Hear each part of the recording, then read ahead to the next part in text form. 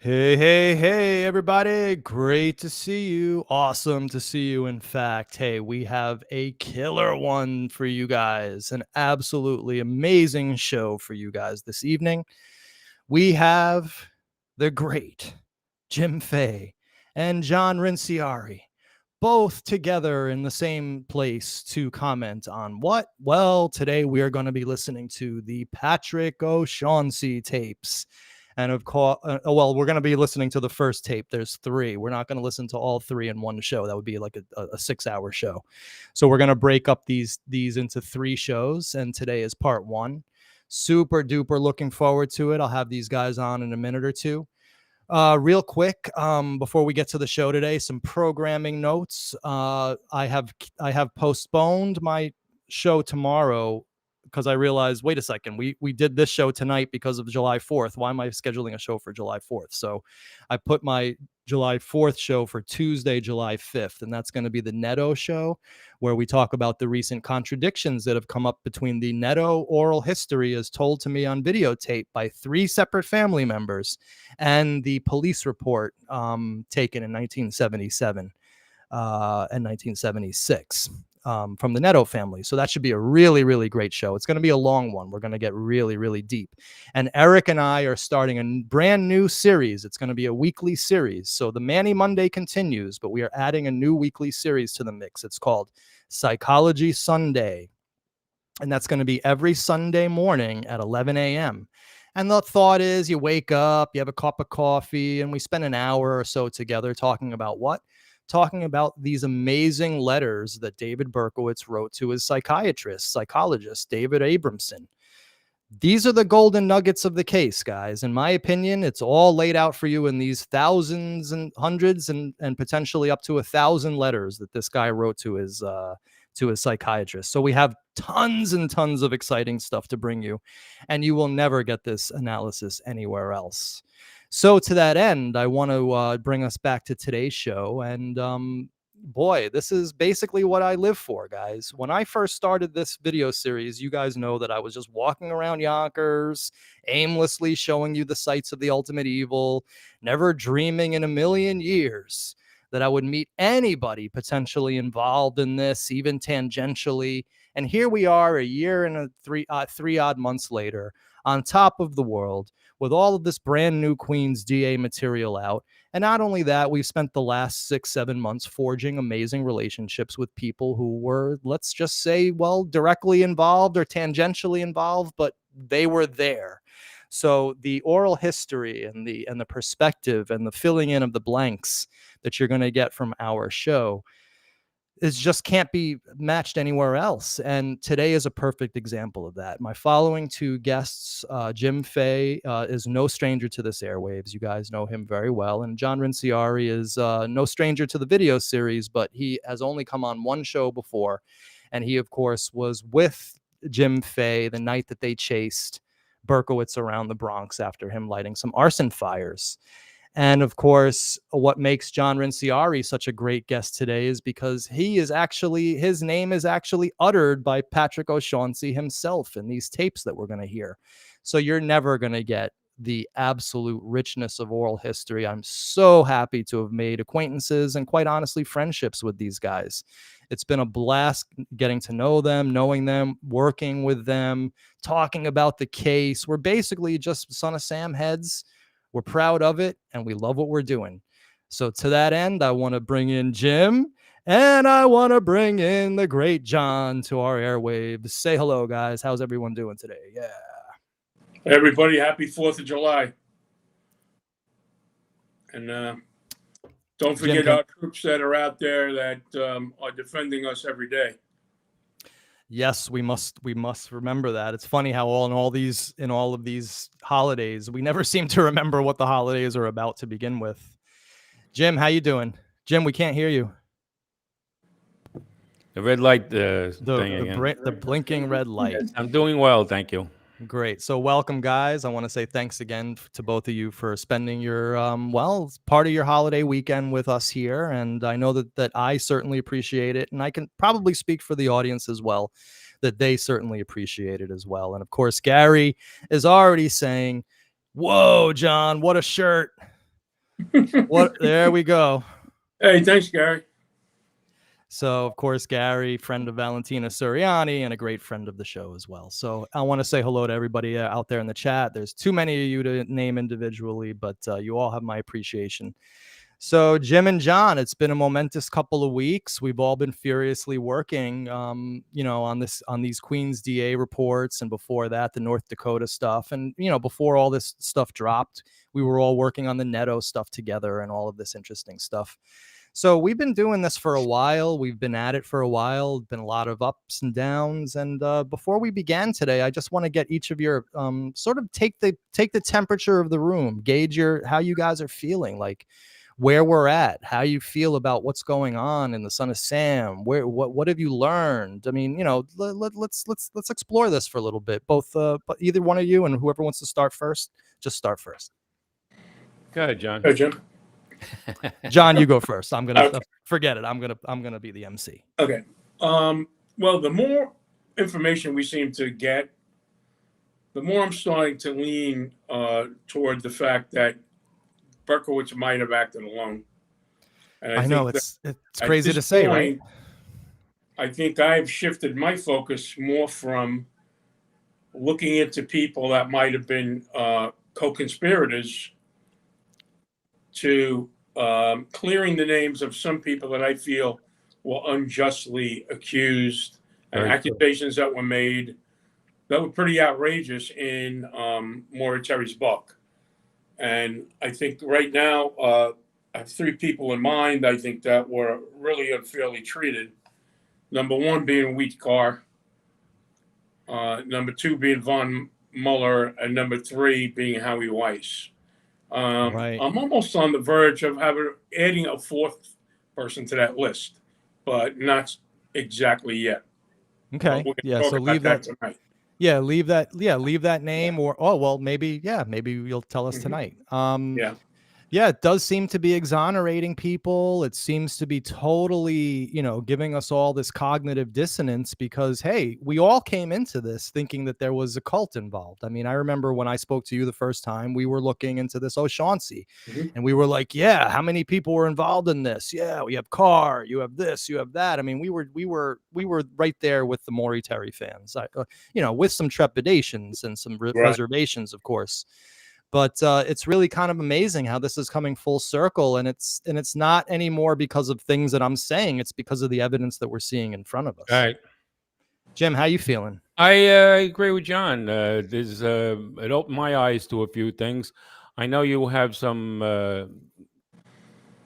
issues with the Neto thing. That you've opened up some paperwork on that, but actually that opened my eyes, and the fact that if it still remains true that Berkowitz attacked the house and he didn't know them and like that, I can say now that the same thing happened to me when I lived in Parkchester, as far as I know. I mean, I could be wrong, but it certainly does shed a light on those two episodes that I had when I was living there in the Bronx. So now, to refresh the memory of the audience, this is when you told, just real quick, briefly tell the audience that story again about your car.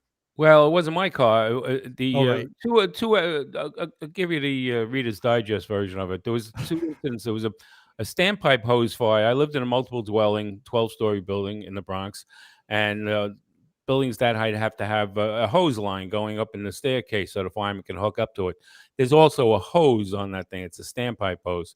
There was a fire in the standpipe hose in the staircase, 5 feet away from my apartment door in the middle of the night one time. John will get a kick out of this. I heard the companies. I turned the radio on. They gave the address. They gave the floor number. And I said, I shut the radio off. I wasn't going to go out. I knew all the firemen that were there, so I wasn't going to go out in my pajamas and say, oh, it's new. They'll say, well, what the hell are you doing up? Maybe you started it, The other thing that happened was a few months later, we were laying in bed there, and all of a sudden, ba-boom, you hear a sound, and the whole window, my bedroom window, lit up in bright red. I looked at the window. There was a car on, a blue car, which I had. I had a blue car. It wasn't mine. Fully involved, obviously an arson job, because something was thrown through the driver's side window. And I won't go into the politics of me having to explain to the chief what I thought about that fire, but for the audience's sake, this fire started what, like a couple days after you had quietly told someone to pass word to Berkowitz that he had been sort of well, found it out. may have been the time frame of when I talked to people, specifically John Camporetta, because he was the only guy I knew that knew Berkowitz at that time. I told him, the fire department has an eye on Berkowitz. I told him, and let him know that. You don't mention my name, I said, but just let him know Right. that the fire department. But apparently, somewhere along the line, Berkowitz could have very well gotten a hold of my name, and like he did with the two other victims, non-shot victims, the cars and the Found them in the Nettos, phone he book. looked them up in the phone, looked me up in the phone book. You know, I got to tell you something about this whole phone book business, and then we'll get into the show. You know, it's like all of my my hypothesis are like coming true before my eyes if you read these psychiatry letters. Remember how I said a couple of weeks ago, I have this term, Berkowitz was known to roam, right? He writes in these psychiatry letters about how he would spend all night driving for hours and hours and hours, a lot of times looking for victims, not being able to find victims. So he would talk about how he would, as a kid, he would ride his bicycle up to Armonk, for crying out loud, from the Bronx. He talked about finding his real mother through the phone book and phone book listings and cross-referencing this phone book with that phone book and that address. So this guy was an expert at phone books. So it's these types of things that we're going to deal with on Psychology Sunday on the new series, because it's really interesting. I'm just getting involved in these psychiatry letters. I find them fascinating. You can go back to school and get a degree. No, thank you. Psychiatrists are known as the weirdest, strangest people on earth, and psychologists. So all right, let's get into it, guys. So what I find extremely interesting, of course, about these Queens DA reports is that, well, you guys are in them. Yes. Here's John Comparetto's name, right? Berkowitz's friends, and of course, John Comparetto has a whole tape devoted to him in this, which we're gonna listen to, I hope, with John Comparetto reacting. Hey, look, who do I see here? Hey, that name looks familiar, even though it's misspelled. And we have here Weiss friend, right? That's and right. Of course, we'll be talking about Weiss today. Hey, looky here, Howard Weiss, Auxiliary Police O'Shaughnessy, Ed Ratowski, which was the guy who wasn't he the guy who said, "Hey, Berkowitz is a little weird. We don't want this dude around." Well, that was me. Rince will be able. That was me. I started that. That was you, Rince. Yeah. Rince brought that up, I think, that and the word got to Spallone. Right, Spallone, right, the head of the 52nd. Ed Ratowski was the commanding officer of the 5-2 auxiliary unit, so everything went through him anyway.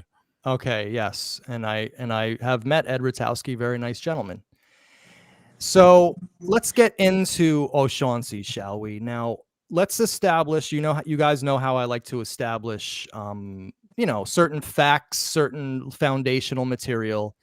And I think, of course, since we're still dealing with Maury Terry's legacy and the things that he wrote and the things that he led us all to believe, I think it behooves us to, go just refresh our memories as to what he wrote about these guys. So tonight we're going to be dealing with Patrick O'Shaughnessy's tape. O'Shaughnessy, of course, was basically essentially named as a co-conspirator by Maury Terry. He called him Peter Shane in The Ultimate Evil. He made these allegations against a person named Howard Weiss, who was friends with Jim and John here. And so we're going to be talking about that today. We're going to be separating fact from fiction, but let's first learn the fiction. As I drove to LaGuardia Airport, I was unaware of a violent event that had recently happened in Queens. Shortly after the Moskowitz article was published, which itself came on the heels of Berkowitz's throat slashing, a rotund young man named Howard Weiss was shot to death in his Flushing apartment. Months later, Weiss's close male companion, his lover, police say, would be arrested for the killing. His name was Rodriguez. The relevancy of this murder would increase when it became known that Weiss was a friend of David Berkowitz. Now, real quick, did you guys know this Rodriguez? No. No. You never heard of this Not Rodriguez? at all. Did you know that he was living with a guy?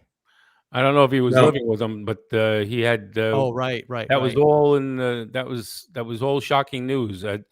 As we'll go into later, maybe. Right. So Weiss, Berkowitz, and a former Yonkers police officer I will call Peter Shane, this is Patrick O Shaugnessy, all belonged to a police auxiliary fire rescue unit in the Bronx in 1971 before Berkowitz joined the Army. Now, you guys have something to say about that, right? Yeah. First of all, it wasn't a police auxiliary fire rescue. It was a police auxiliary rescue unit. And second of all,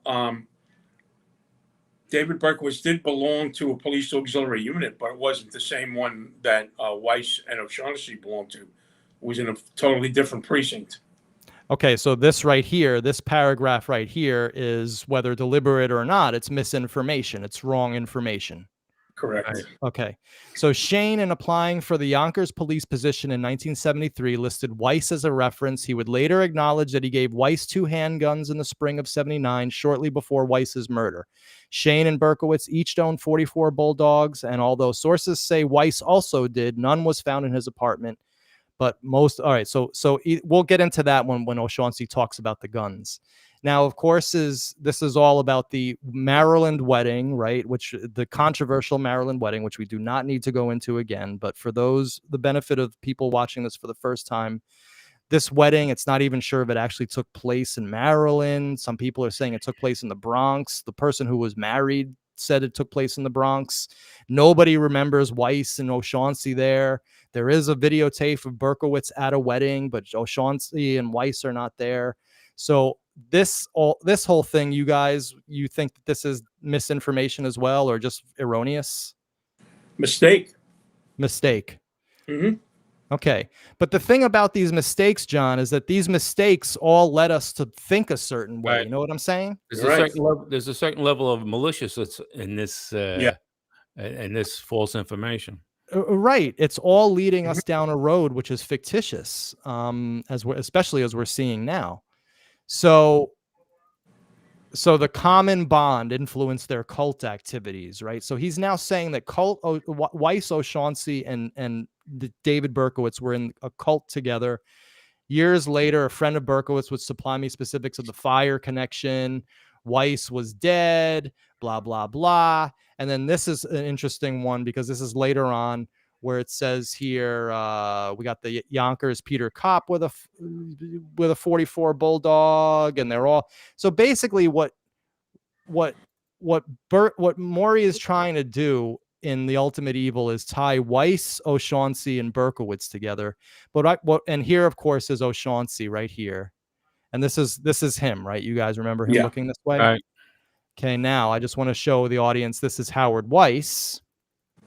This is one of the very few pictures in existence of Howard Weiss. And this picture came from which one of you guys? John? Me. No, this came from Jim. We had that discussion about it, though. No, I understand. Yeah. And that's totally cool. But you were the one who both have the same picture, Jim. What was that? We both have that same picture because it was a group of us. And he was prophet. I have that same picture as well. Right. Yeah. So Eric asked, please explain how this is mistaken information, is malicious, was it deliberate? Well, we're not sure. That's the thing, but that it is erroneous is not in question. And it's erroneous and it's leading us towards a certain way of thinking. So in my mind, it's journalistic malpractice. That's the only way I can put it. But, and then, of course, Maury Terry goes on to say that these guys were into blood and death and death and blood. Did you guys know Howie Weiss and O'Shaughnessy to be into death and blood? No, absolutely not. That was very malicious. Now, I don't know if Maury Terry said that himself and assigned it to Leifer, the DA, or Leifer, the DA, actually said it. But either way, I mean, it's like the DA's audio tapes would prove that, it would show that there's nothing to it. They tried to drag a lot of stuff out of Pat O'Shaugnessy, but they couldn't. Well, why don't we? I'm sorry. Finish that sentence. No. Yeah. Go ahead. Go ahead. You finish, Jim. I forgot what I was going to say. All right, I was gonna say to that end, you segued perfectly into let's get to the videotape. Let's go to the audio tape. Let's go to the audio tape. So of course, what I want to do actually, I want to make us here. That's good. That way you can see the four of us and you can see our reactions, because I want to essentially so basically, Jim, I have some things here where you want to stop, but please remind me if you hear something and you want to stop. And of course, John, same thing with you. Stop me anytime. The whole point of this is to stop and fill in the blanks for the audience's sake. This is extremely important. And of course, I'll stop if I ever have a question too. Now, real quick, Jim, you wanted to overview the audience with one main theme here, which was that Patrick O'Shaughnessy was not something. What was he not? In the number 3 tape, the final tape towards the end, as the detective and Pat are saying their goodbyes, he says, "I just want to let you know that you're not a target." That is a legal term that detective used. When you tell somebody he's not a target, you're not required to read Miranda warnings or that he's entitled to a lawyer for any questioning. That's a very formal statement. You are not a target. And in these tapes, Pat O'Shaughnessy was not a target.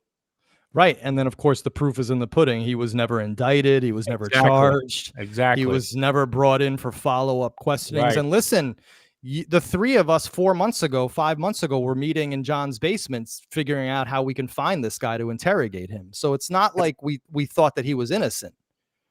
Right? We're just going with the updated information that our brains are now getting, right? Which is the sign, of course, of maturity and honesty and integrity. You have to be this way. We got new information and we're dealing with it. All right. So listen, let's just get right into it, shall we? Let me just queue up real quick here. And we shall get started. And those of you in the audience, if it's too loud, please put that in the chat, and I will try to adjust the volume accordingly. Patrick O'Shaughnessy here, and I'll put him on the line now. Thank you very much. You bet. Mobile connection. Yes, this is Patrick O'Shaughnessy. Hello, Patrick. Yes. This is Detective George Bird. I'm from Queens County. Yes. How are you? Okay. We are conducting an investigation on the Berkowitz incident, if you recall. Okay, I recall the case, yeah. Okay. We just want to ask you a few questions in regard to the, your connection with David, and see if you can refresh your memory. Now, real quick, before he gives his answer, I'm curious, what would you guys answer that? What was his connection to David? Well, according to what he says, No. I want to see what you guys have to say and then compare it to what he says. And I'm doing this for a reason, because I'm curious to see if we can establish if this guy is going to be credible or not. Well, actually, that's the point I was going to make. He says that at some point he didn't know. His relationship with Berkowitz is probably no better than mine. I knew of the guy to other people, and he's saying the same thing. He says, I may have seen him around somewhere, Right. And then, John, can you attest to that as well, or do you? Yeah, the only know? thing that kind of stumped me a little bit there was that if I was asked that question of my relationship with Berkowitz, I would have said, "Whoa, hold on a minute. What are you talking about? I did not have any relation with him whatsoever." I mean, I would have just come out with that immediately. Well, let's hear him say it. Yeah. Okay. We on the other line we have Assistant District Attorney Herb Leifer, and the both of us will be questioning you from time to time. Okay. All right. Herb, you want to say hello? Yeah, hey Pat, how you doing? Yeah, okay. Okay. Listen, Patrick. When was the first time that you got into the auxiliary? Do you remember the date? Oh, I don't. I'm sure I have it. By the way, they tell him to get closer to the mic, so if anybody's like, "Yo, turn it up," it's going to go up in volume. Oh, no.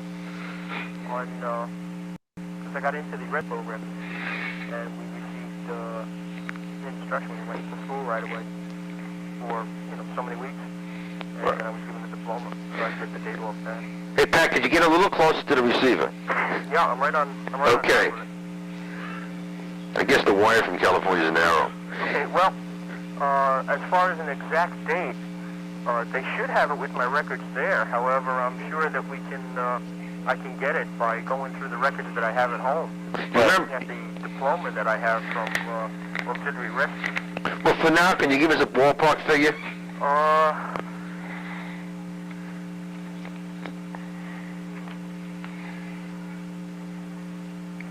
Couple observations while he's thinking, and I'm curious of your reaction. One, this goes to the thing that I was saying about how these tapes have lifted the veil on these characters.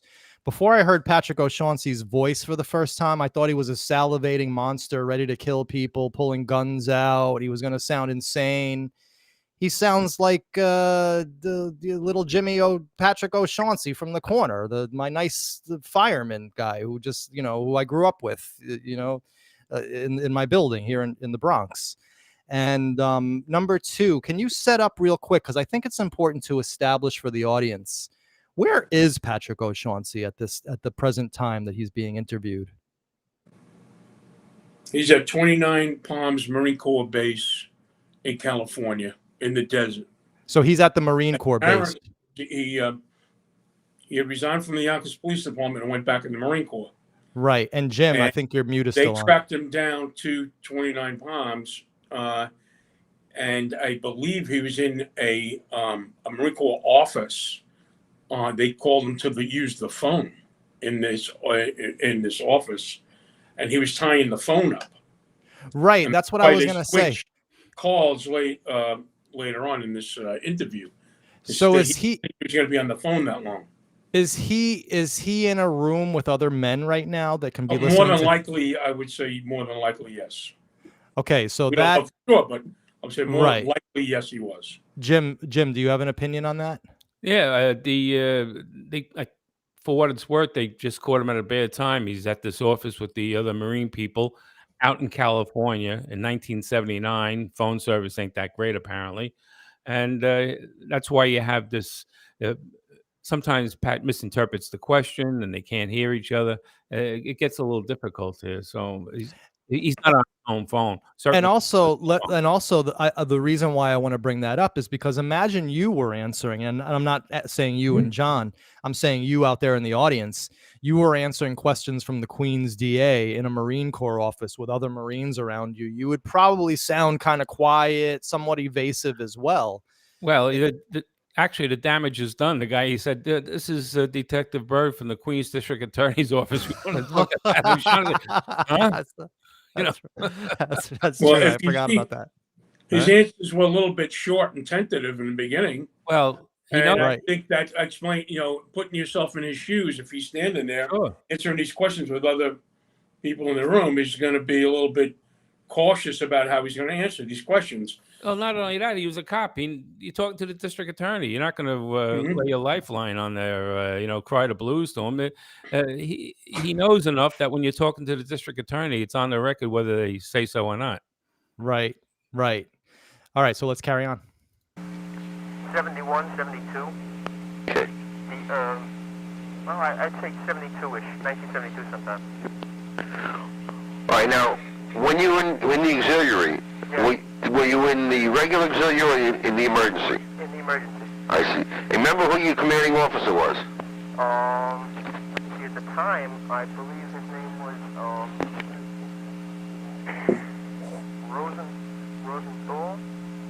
Rosenquist.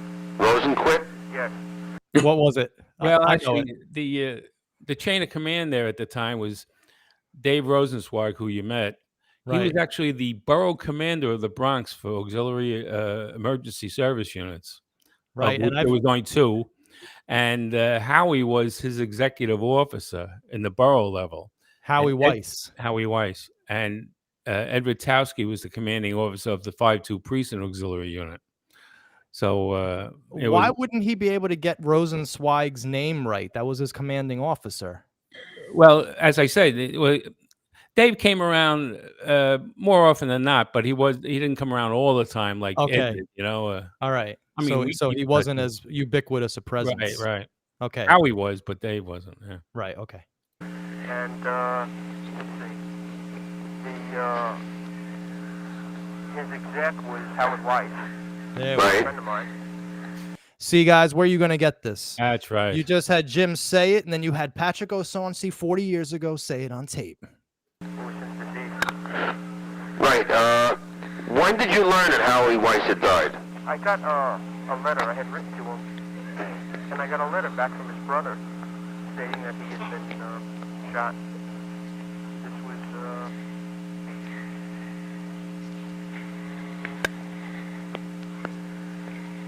perhaps a month ago. I see. Give or take a couple of weeks, about a month. Now, in going through Howie Weiss's personal effects, Yes. there was some guns came up. Uh-huh. And how many of those guns were yours? 2. 2. Do you recall which ones they were? Yes. There's a Smith & Wesson, model 59, 9mm. I don't recall the serial number offhand. It's a black finish. Mm-hmm. And it was a nickel finish, 45 automatic, government type. I see. And for how long a period were you in Howie Weiss's auxiliary unit? So, Jim, you had some comments on that particular passage. It's interesting that Pat describes the guns that he turned over to Weiss, which was later on you'll hear that was documented to a third party, a gun shop who prepared the federal ATF transfer papers to Howie, but the detective continually asked him, essentially, is that all? Is that all? Not only for this topic, but for other topics.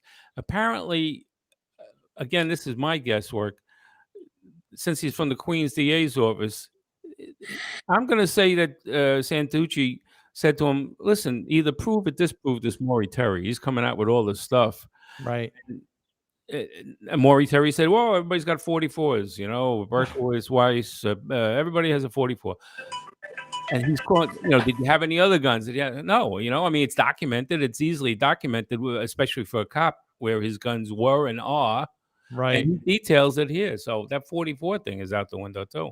I can't Right. say he may have had it illegally. Well, I that would have certainly have come out at some point over the years, you know. So this whole notion of O'Shaughnessy giving Weiss the 44 is out the window, most likely. Nobody even knows forgetting about Berkowitz's gun. Right. Nobody knows anything about this 44 as far as Weiss, O'Shaughnessy, or anybody else goes. That's a gun that came out of the woodwork somewhere. I don't know. Right. Jimmy, one of the things that I do remember was 2 things that came up from our conversation with Al Aronson early on before Berkowitz was apprehended. Now, real quick, before you continue, Rince, Al Aronson is the Daily News photographer who lived on Bruce Avenue in Yonkers and who suspected O'Shaughnessy as being involved in Son of Sam before the arrest of Berkowitz. Okay. Correct. And a couple of things that he had told us was that 2 things, that O'Shaughnessy had a 44 pistol. And the other thing also was that he drove a yellow Volkswagen, and the yellow Volkswagen was seen leaving the scenes at several of the crime scenes, or in the vicinity of the crime scene. So I know it was a popular vehicle back then. A lot of people owned them. But as far as the gun goes, what's Aronson's source on that? Did O'Shaughnessy tell him? We don't know. I don't know, because Al has passed. But this was a conversation that he had with us, which in my mind started getting me thinking along those lines that, you know, I agree, might have been involved. But here's a question for you. Yeah. When the term O'Shaughnessy came up in your comings and goings on the job, did anybody say, well, he had a 44, or he wanted to sell me a 44? Or not that I remember, no. But the thing is that he was gone very shortly after I came on. Right. I think I had just gotten to the 4th precinct, which was at that time called the North Command. And he was in the South Command. And my friend, mutual friend, told me, you know him as well, that Pat resigned from the job and went back in the Marine Corps. Well, that's which was a big red flag right there. Right. Right. Yeah. Well, later on, actually much later on in the tape, let me just see if it's on that list there. No. He doesn't talk about that's on tape 2, yeah. But he talks about how he tried to get a leave of absence, which was denied for various reasons, extenuating circumstances. But what he says on the tape, I know firsthand to be true because I had to go through the same thing. Right, and that's what important. He was entitled to. What I'm seeing is that's on tape 2, which we'll get into on another show. But that's important to establish in today's show because it's establishing that this guy is seemingly telling the full truth here. It doesn't sound like he's being evasive or lying. You know, we both knew him. John probably knew him better than I did, but at some point, as I said when we were off the air, if a guy's going to lie about something, you usually catch him in a lie, especially if he's on the strain or something like that. Right. It'd be hard for me to say, well, maybe you're right. He did have a 44. Nobody has showed me anything that said he did have a 44. Mm-hmm. No. All right, so I'll carry on. Let's see. Until about September of '73. I see. Do you know whether at that time Weiss was also part of the SPCC? Can you guys get into this SPCC thing? Well, it gets a little involved. Suffice to say that it was an investigative agency based in the Bronx, chartered and recognized by the state and the city, for that matter, investigating certain accusations about children. I thought I did a pretty good job with it. I don't want to go into too much detail because the what ifs and coulda, shoulda, woulda people will step up, So, right, of course. When we were there, it was a good organization, an active organization. Okay. I got subpoenaed for more cases for that than I did as a Port Authority cop. Really? I really did. All right, let's carry on. Exactly there he was, but shortly thereafter, shortly after I left, I know that he was involved. I don't know the exact date.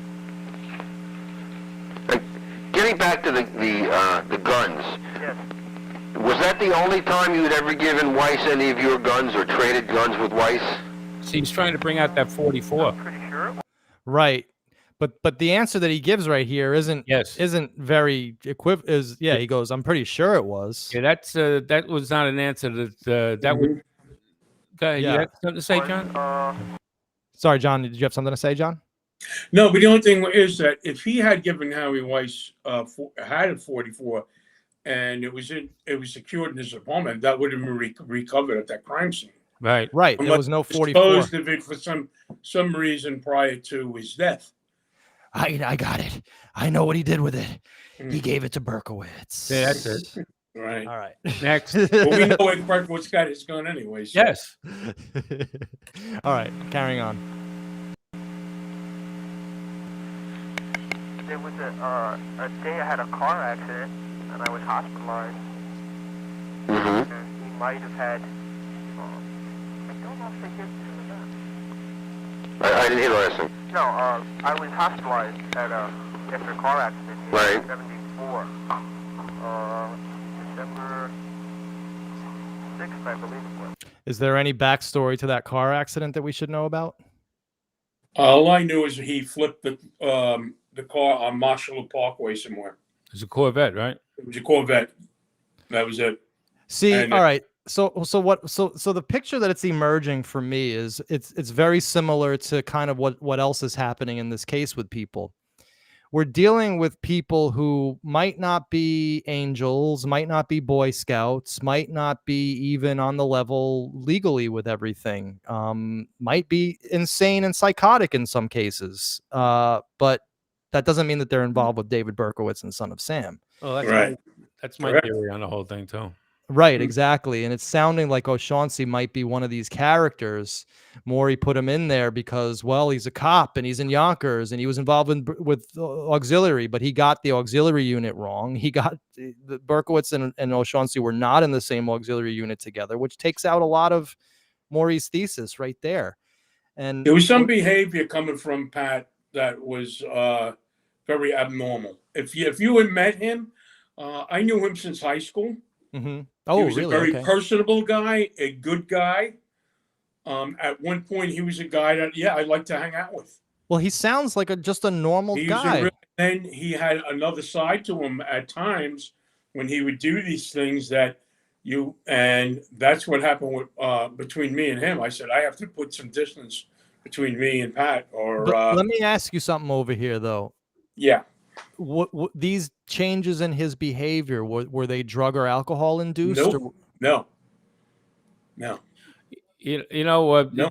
John brings out a good point, which I was going to say for the end of tape 1, but the what was I going to say now? We have a history, a Pat O Shaugnessy history before he was on the cops. John had that incident in the bar. I had the incident when I was working 9th Division Radio with the shots fired. Mm-hmm. And I also had the incident when he was in a drum corps and he disappeared for all those hours and nobody knew where he went. Yes, that's true. Oddball. We can put him in the oddball ranks.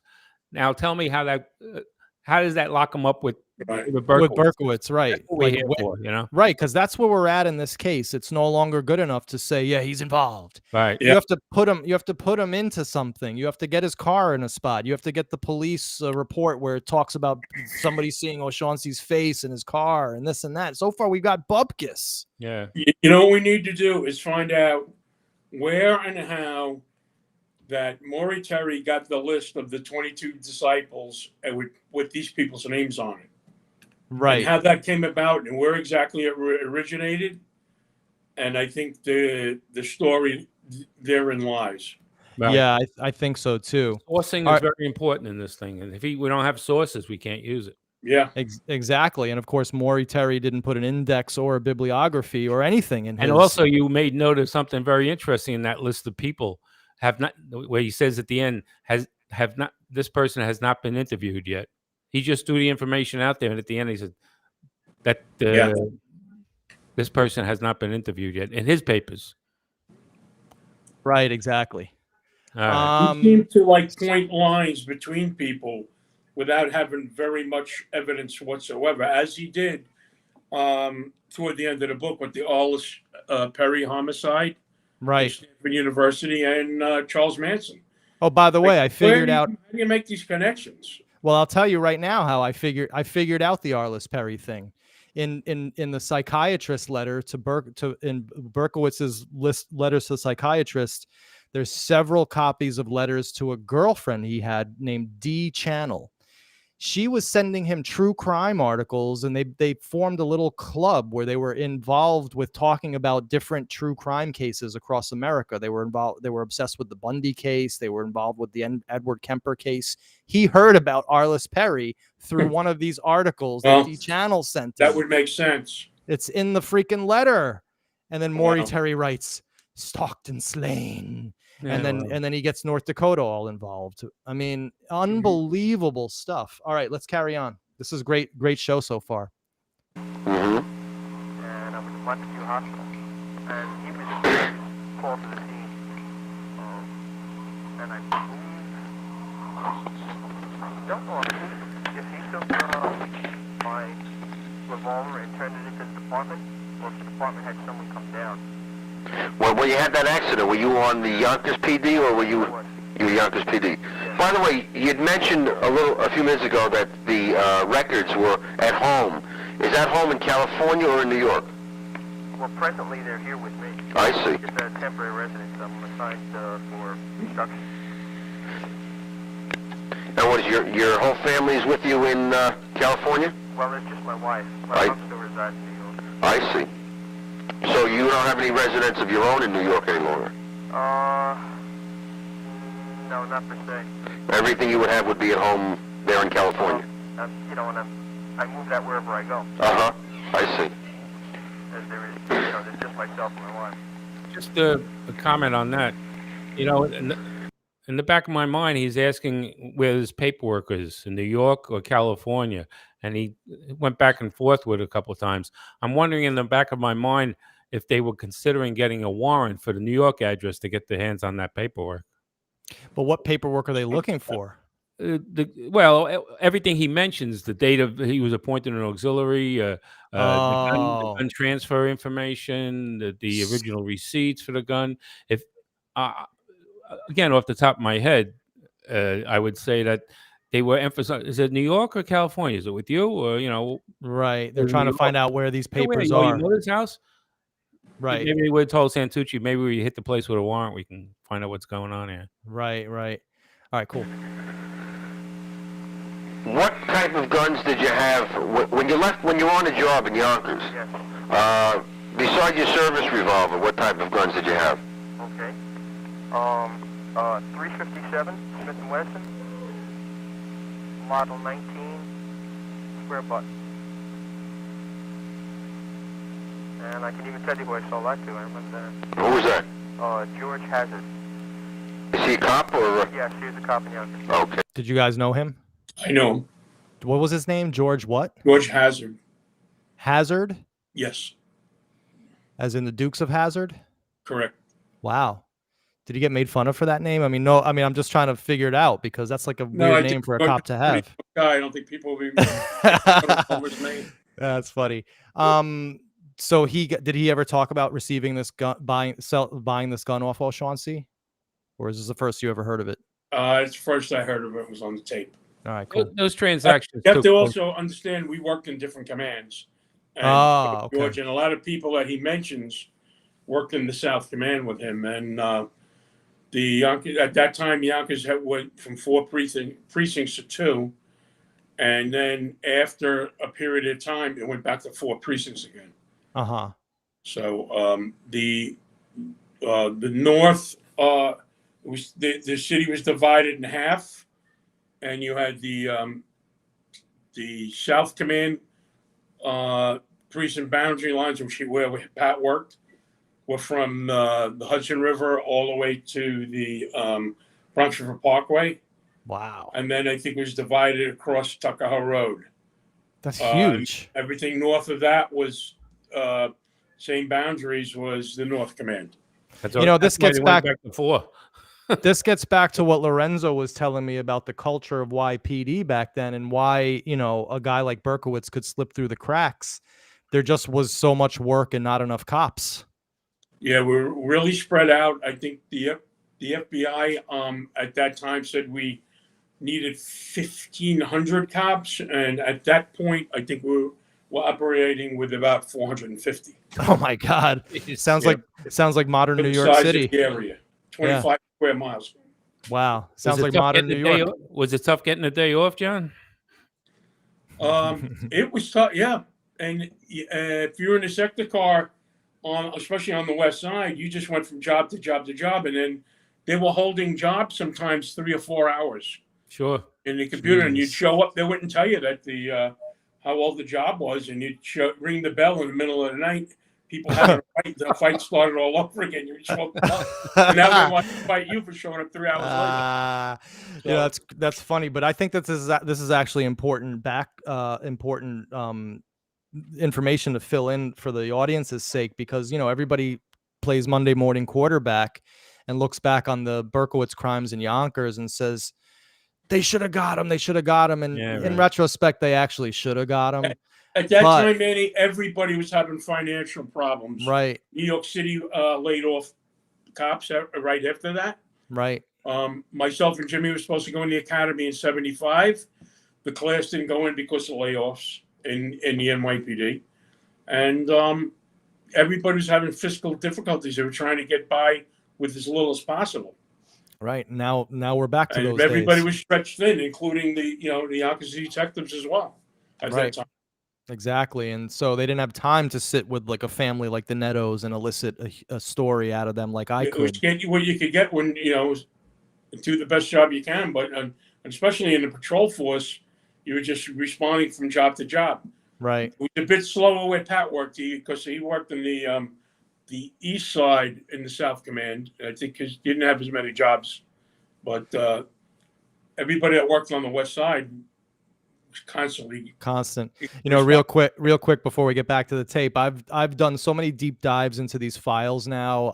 I'm now at the point where I'm like, look at a police report, I'm like, damn, there's Chris Rogaki's handwriting again. I can't read it. There's Rogaki's handwriting. I mean, it's unreal. It's like everybody has their personality in this, including the patrolman. All right, let's carry on. Chris was a super good guy, I'll tell you that. Yeah, that's what I hear. Still around. Thank God. I'd love to hear from him.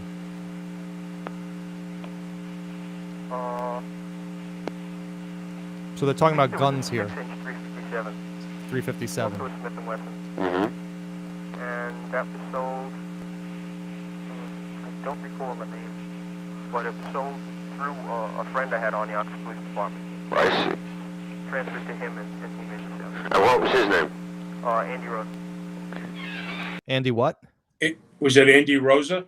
Yeah. Okay. I think so. He Now was an someone old asked timer. I knew him. Yeah.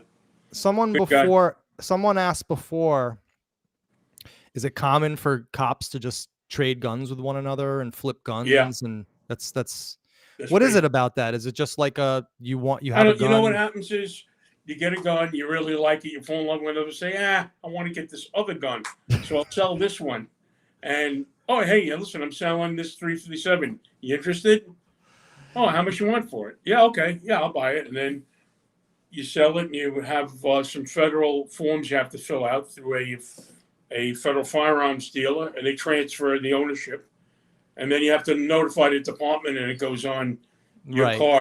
But it's common. Wow, it sounds just like me and my musicians friends. I'm like, yo, I need to buy this guitar pedal. Hey, I have this one. You want to trade There you this? go. Yeah. Anyway, all right, so let's carry on. This is good stuff.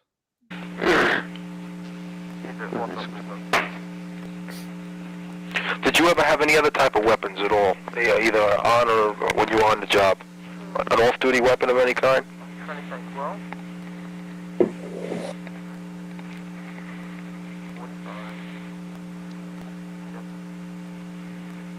yes, there was very early. There was a Browning 9mm, which I got rid of to get the Smith & Wesson. And that was sold to a George Schnarr, also Bulldog. Now, getting back to your auxiliary time, Yes. you were in the same unit with John Comparata and Lenny Doppolito, is that right? John Comparetto, yes, I recall John. How about Lenny Doppolito? Police officer, he became a police officer in New York City, I believe. See, that's what I find so cool about this. He's talking about John Comparetto, who, of course, is all of our friends and who's been on our show. And I want to get him back because I want him to comment on his own tape. All right, sorry. Do you know Lenny Doppolito? Lenny, yes, his name is Berkowitz. Yeah, I remember Lenny. Now, how about David Berkowitz?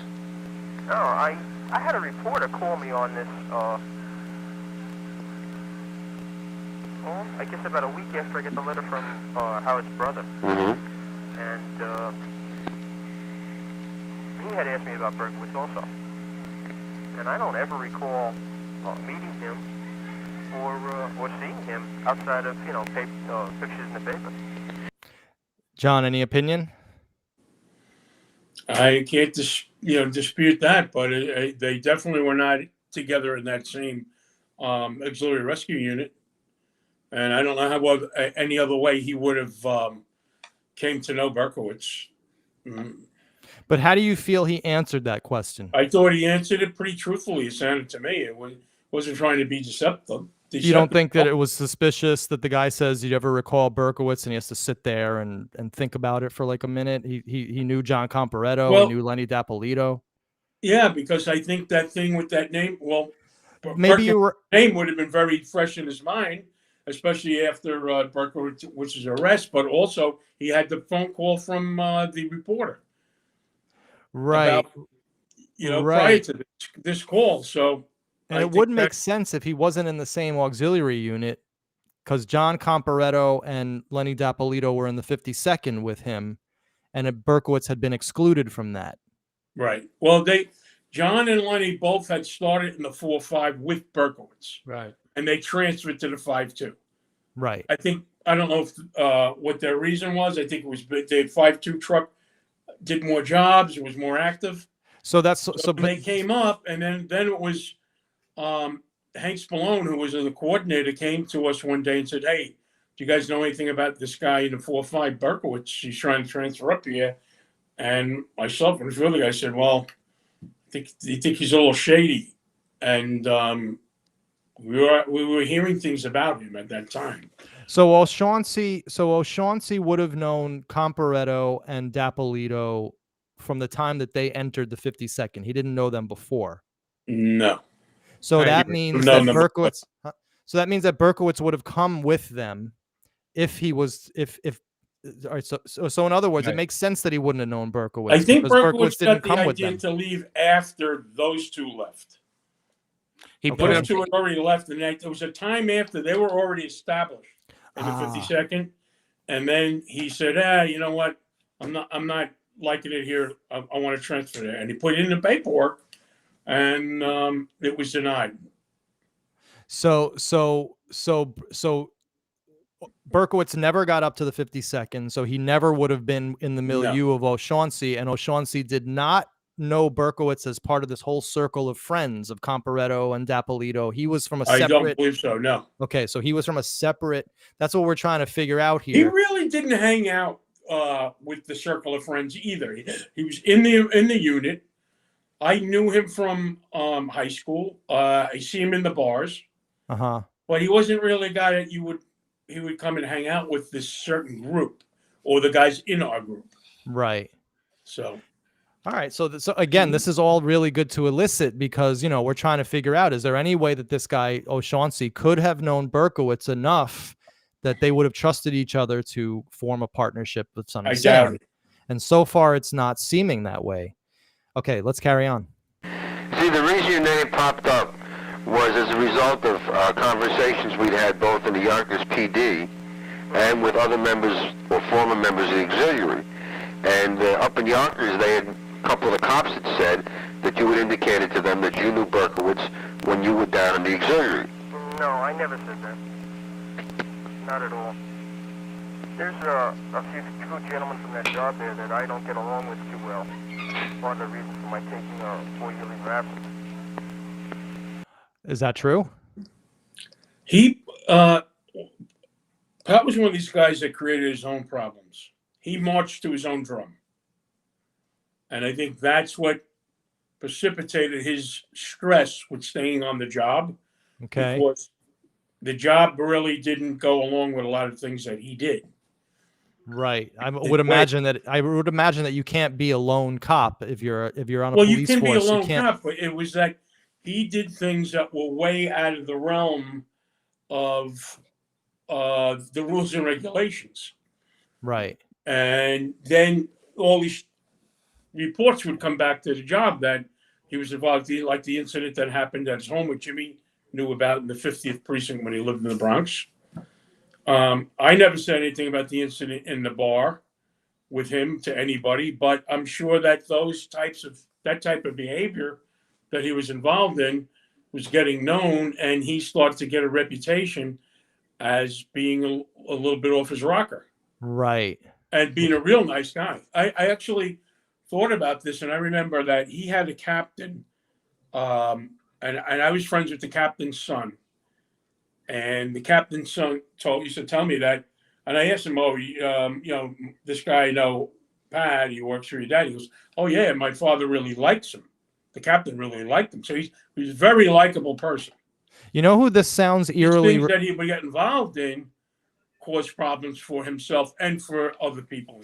Right. You know who this sounds eerily similar to, and I'm not saying that they knew each other because of this, but this sounds eerily similar to Berkowitz. You have reports of him being a really nice guy, helpful, sweet, charitable, and then of course he's this evil, psychotic killer.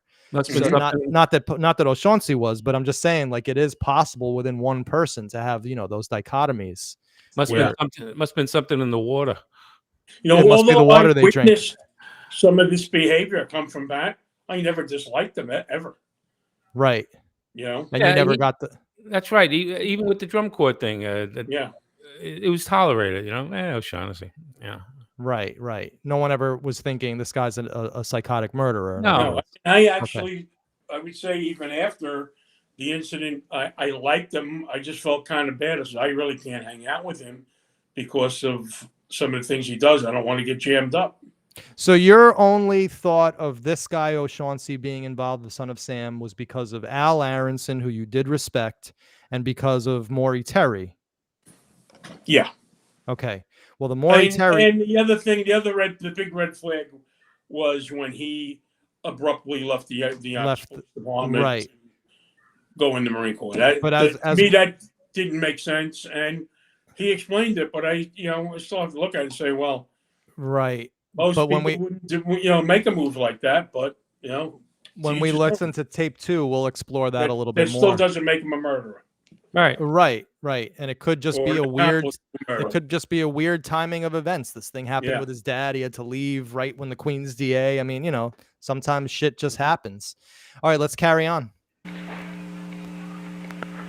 Yeah, as regards you leaving the job, because I know from the guys who were with you in Auxiliary, they all say that was the thing you wanted all your life, to be a cop. Well, I wouldn't say all my life. Well, for a good part of it. Because it's in the auxiliary, and I deal with police work, and I decided that's what I wanted to do. Because I've seen your record of when you were in Auxiliary. I mean, I recall one incident where you were shot chasing somebody. You know what, Yes, that's right. Hold on one second. And John? Do you have any knowledge of that? Yes. I don't even know. About He witnessed an armed robbery. He chased the perpetrator. He was unarmed. Pat was very athletic and fast, and he was working for the telephone company. And this guy turned around and fired one shot, striking Pat in the groin area. Ooh. He continued to chase the guy, caught him, and held on to him until the cops got there and the guy was arrested. Wow. He got an attaboy for that, right? He got a Yes, he did. Yeah. I would imagine that he would. Yeah, I would be like, yo, I would immediately get this guy in the force. I mean, that shows a lot of character. Not to go off topic, but there was an auxiliary cop shot in the Bronx yesterday. Yeah, right up the Oh, road really? from me. Right. Yeah. Yeah, I was going to say that. Was it Yeah. either Independence or Palisades? I forget. Yeah, what. right up the road. I Hmm. mean, this is getting bad. Doing a guys. robbery. I know.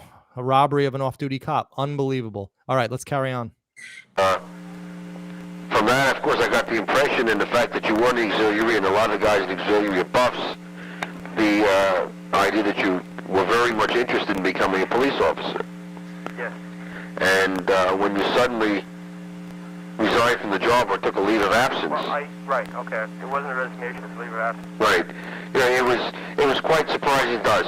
And when I say to us, of course, you have to understand that we have made an in-depth investigation regarding everyone whose name ever popped up with Berkowitz. Right. Whether you know him or not, I can assure you that we know as much about you as you do.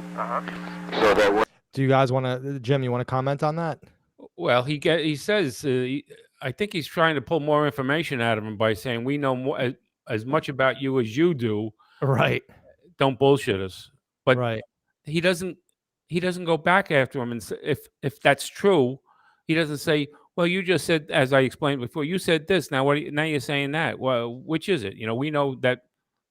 There is a rather shocking lack of follow-up in all of these Yes. recordings that I'm finding. Yes. And Eric brings up a good point too. Detective Bird, and it's BYRD, Eric, does not ask O'Shaughnessy who the reporter who contacted him. Yeah, I was thinking, was that Maury Terry? Actually, he did. There's a whole discussion of what paper he was from. So I remember Pat says to him, well, it's one of those Gannett papers up there. They're all owned by Gannett. It must have been Maury or one of Maury's people.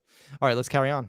All right, so we're at now where he's taking the leave of absence. And I ask you, Could you please speak up a little? yeah, when I say to you that, we know the information we had is that you always wanted to be a cop for a good part of your life, and you did finally get the job, and then to take the leave of absence for 4 years to go into the Marines, we were curious as to your reasons. Right. It's very simple. The way the police department in Yonkers is run, they are basic inefficiency. And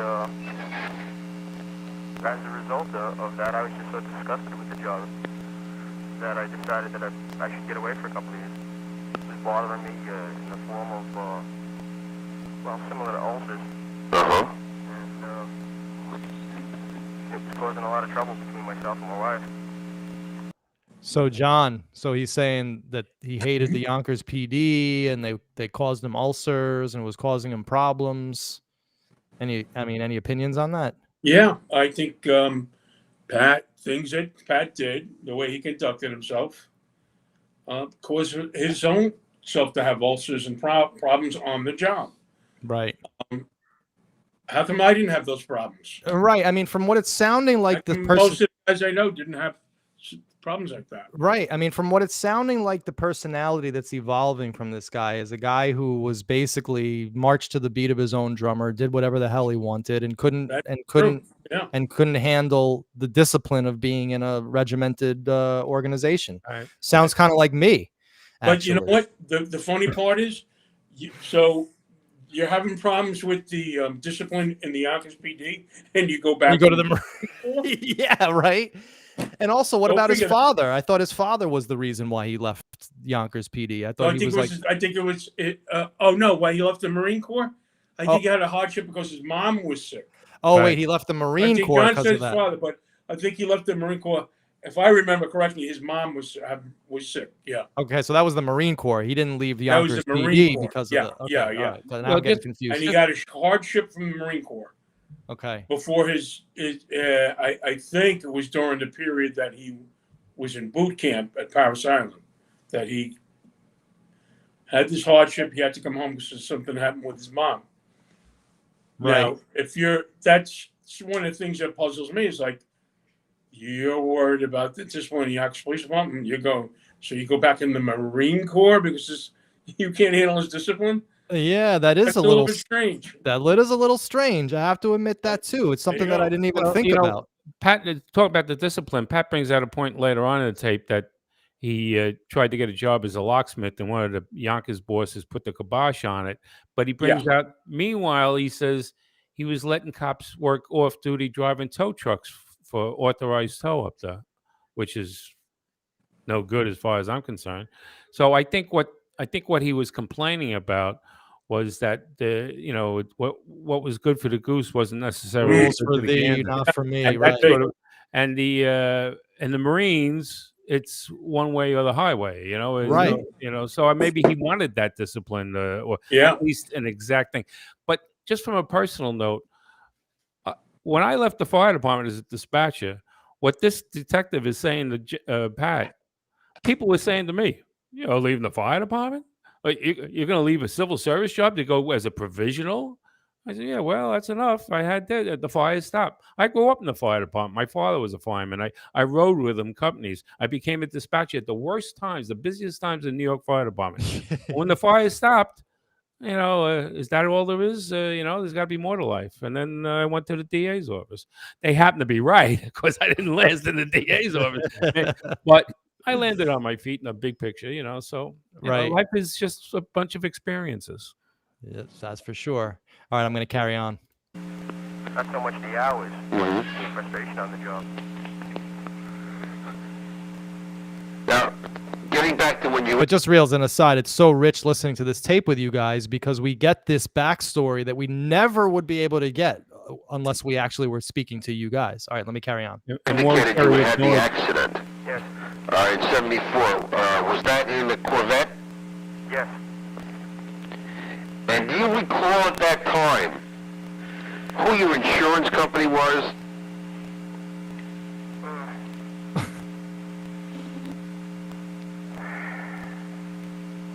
Not offhand, I don't know. I would assume that you were insured in that there was a vet, and I saw pictures of it that Al Aronson took.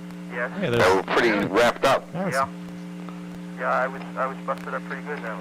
Aside from you, the car was just about gone. Excuse me? Beside yourself, the car was totaled. Yes. And did you have a collision on it? No. So that was a total loss. Yes. Except for, I believe it was maybe $200 as far as scrapping it was concerned. Mm-hmm.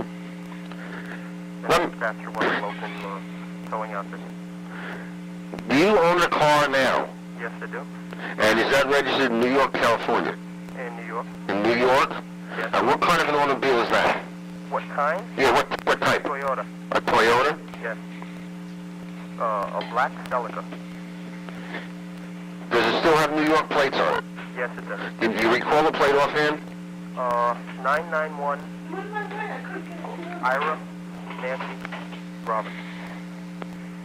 991. That would be Ida Robert Nancy. Oh,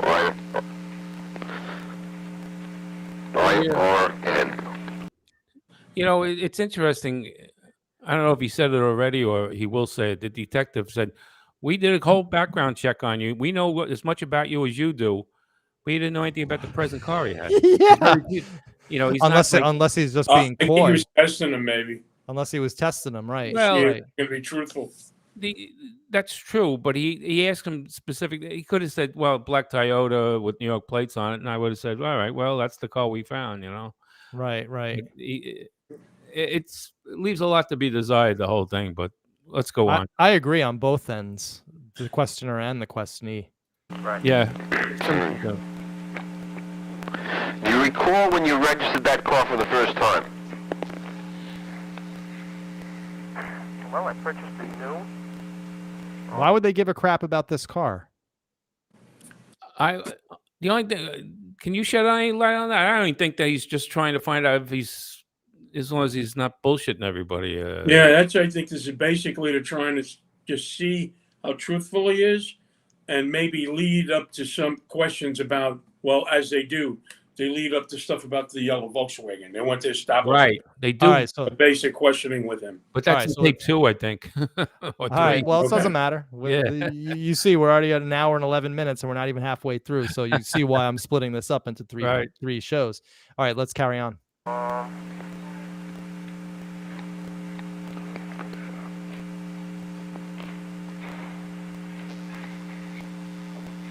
think it was June or July of 1978. It is a 1978 itself. Okay. And do you happen to know offhand the carrier, insurance company?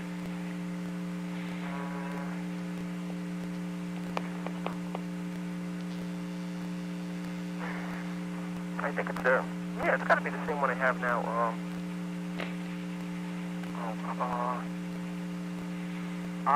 INA, Insurance Company of North America.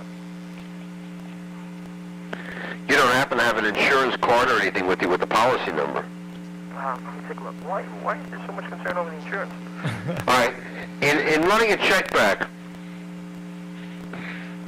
through your other automobiles, and now we had, in order to trace you down, of course, as I indicated, we did a complete background check. Yes. And I came up with all the cars you've ever owned. And we tried to check back through the insurance companies, the code numbers that were listed on the registrations. And that's the reason I'm trying to come up with the insurance company on this one. The code numbers that are listed on the registration? Yeah. Tell me what, the type of the car? No. So real quick, so that kind of confirms what you said, Rince. You said that they kind of knew already, and they were just trying to get.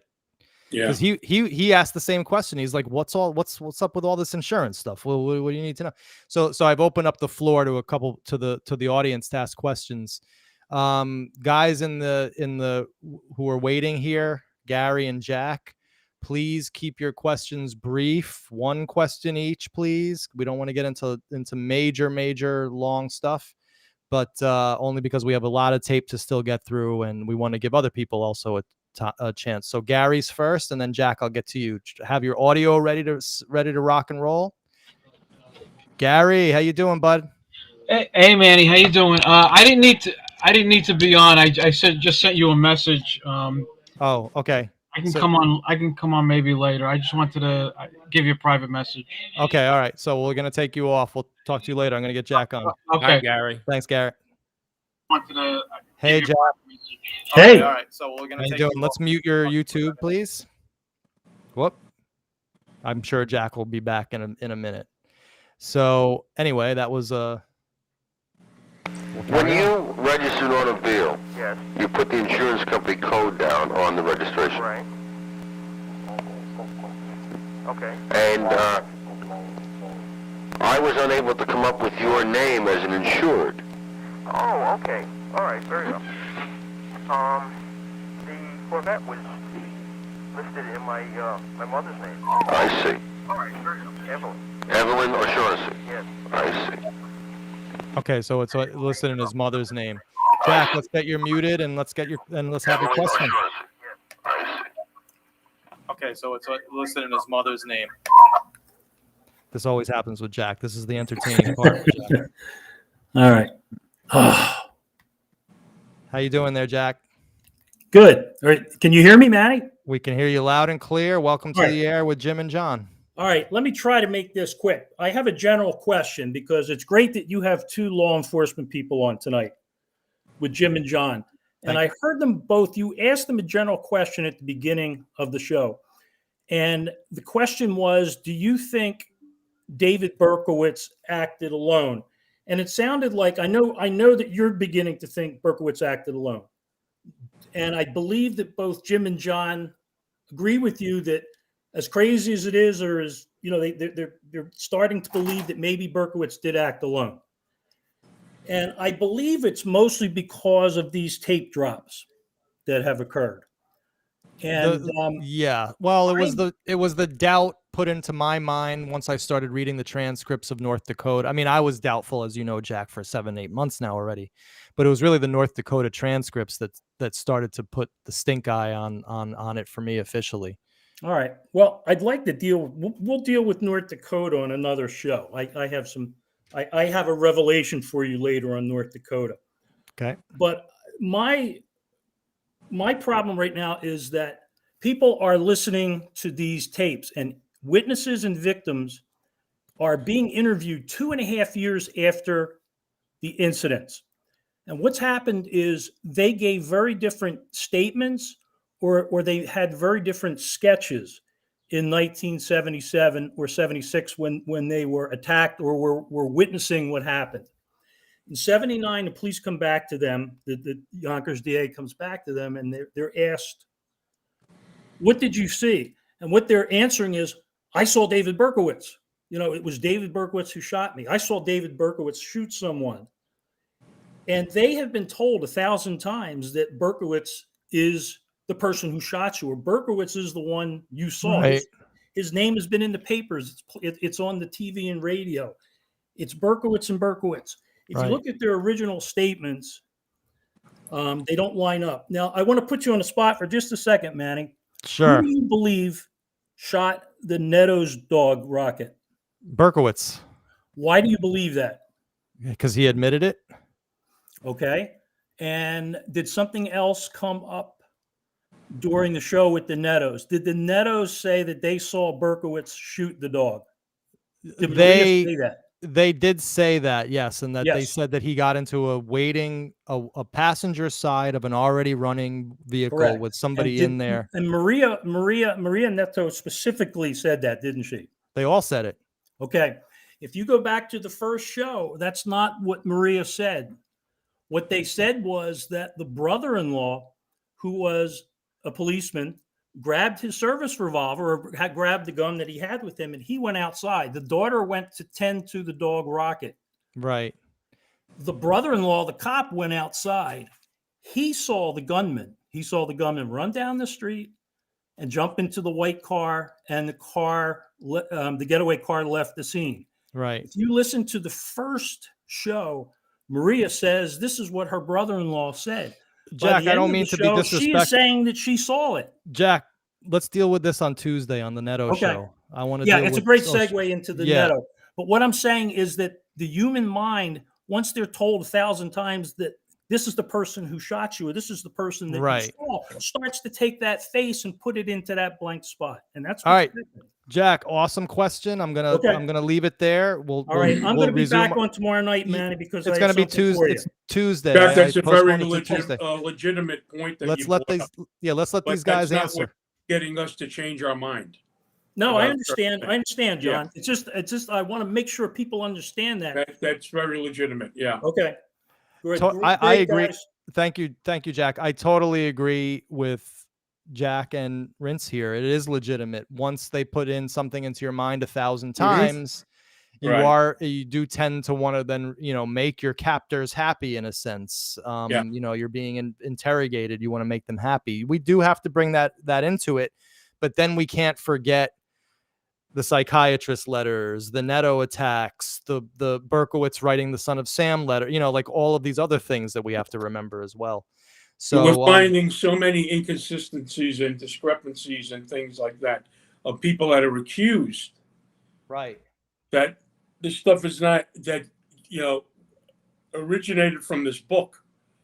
That is, I think, the cog right here that we're looking at, and what this is the motivator for us to be looking at this in a different way. Correct. And these people were falsely and unjustly thrown into this. I think it's our duty, as much as pursuing people that were after this, is to clear those people's names. Right, and I think that's as something best we can. I think that's something been sorely missed Yeah. in the Son of Sam world, and research in the last 45 years. Because we've been Maury-fied. We've been so into making all these specious connections, right? And people are doing it to me. They're finding a guy who was arrested on a pornography charge in the Bronx in 1947, and his name was Louis Grossman. And they're now saying that was my grandfather. Oh, God. I mean, but that's the Maury influence, and Yeah. and so that's one of the things that I find. I'm making it my mission right now. I want to get conspiracy theory out of true crime, and I want to, like you say, exonerate people that need to be exonerated, and and just cut the crap already. So all right, let's continue on. We got quite a bit to go, and let's carry it on. How about all the other cars? Let's see. The Toyota is probably the first one that's strictly mine. Excuse me? I say the Toyota that I presently own. Right. Is probably the first car that's strictly in my name, if I recall. Oh, I see. So all the prior cars were in your mother's name. Yes. What other cars? And in that line, do you recall what other cars were registered in your mother's name? Excuse me? Do you recall the cars that you drove that were registered in your mother's name? Okay. Let's see. There was a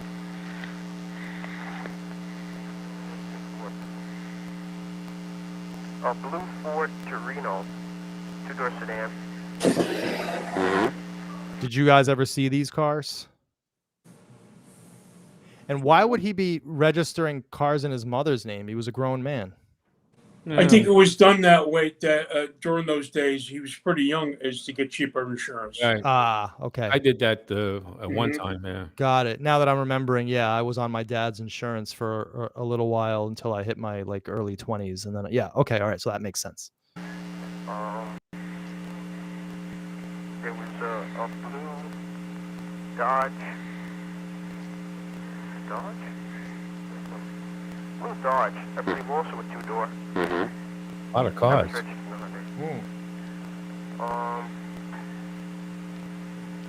was a Roadrunner, very early. That was a 68 or 69. Mm-hmm. And there was That Roadrunner, I remember. Plymouth I remember the Fury. Roadrunner. Was that AMC or was that a Plymouth? Plymouth. I Plymouth. think, That was a yeah. big car, right? Yes, it was. Yeah. Where's the Corvette? I'm waiting for the Corvette. Yeah. That was, matter of fact, the Plymouth I bought from John Caporetto. Oh, Right. We got a question for John Comparetto. Let's see. And that was the Plymouth, that was a cop car, right? That was 71, I think. No, it was the Fury? 68 Plymouth, I think. Well, maybe. I don't know. Now you got me thinking. I don't know if it was the 72 or the 68. He had both. Yeah. All right. Well, that's a question for Comp.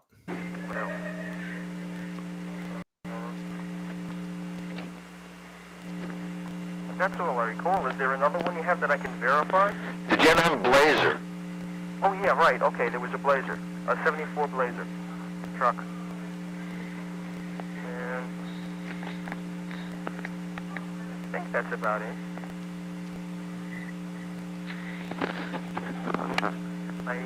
Is there another one I can verify? Maybe I've forgotten. How about a 74 Pontiac? Right, Grand Prix. Okay. This guy loved his muscle cars. Yeah. That was in your mother's name? Yes.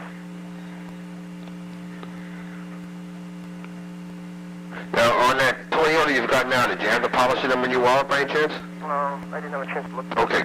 I think I might have it. I just want to make a social comment here. So he goes from Gran Torino, Roadrunner, Blazer to a little Toyota Celica. That's the He got gas married. crisis, right? Oh, He that's got the married. marriage. That's Okay. it. You know, it's all over then.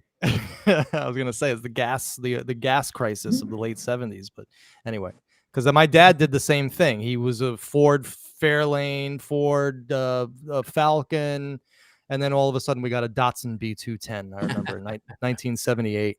All right, hold on.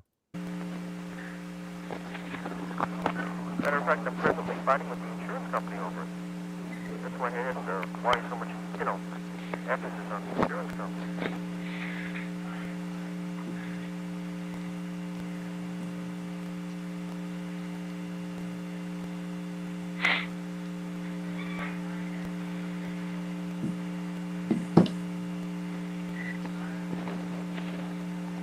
I have the card with me. There's no actual policy number on the card.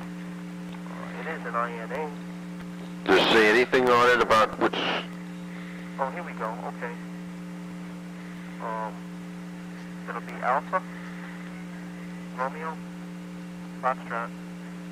Why do you guys do that? Alfa Romeo Foxtrot. So there's just no. Because a lot of the letters sound like the same, like B, C, Right. and D. They all sound the same. So just to avoid any David. confusion. All right. 111 9er 4 7. And what's the policy period? That's the policy number. The period Yeah. is from July of 79 to July of 80. Okay. Pat, did your wife also have a driver's license? Yes, she does. She does? How long has she had it for? Do you have any idea? Hold it. Stop for a second. Yes, sir. When you listen to this about his wife,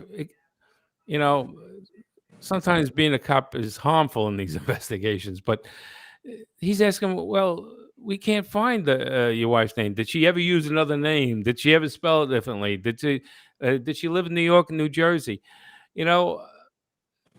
Subconsciously, I said to myself after I heard this thing, if O'Shaughnessy was in the same office as them, he'd go over to the DMV machine and put it in and say, there it is right there. You couldn't find it. Because they couldn't find his wife's name. Right. I mean, you're going to say she rode around with no driver's license? I don't understand that, So what are you trying to say here? I'm a little confused. I'm a little confused why he said he can't find his wife had a driver's license in either state. Wait, who spelling? The investigator? Yes. As the tape Okay. goes on, you say, well, Bonnie Lee and this other, I don't know. Yeah, you'd figure. And I thought, I thought that, right, he said before, I know more about you than your mother does. I know all about you. And anyway, all right, let's carry on. Yeah, I'm actually not very happy with the investigators on most of these tapes. I find their questioning, and listen, what do I know? I'm not a detective, but I watched tons of interrogation videos. I watched tons of true crime. Not that makes me an expert.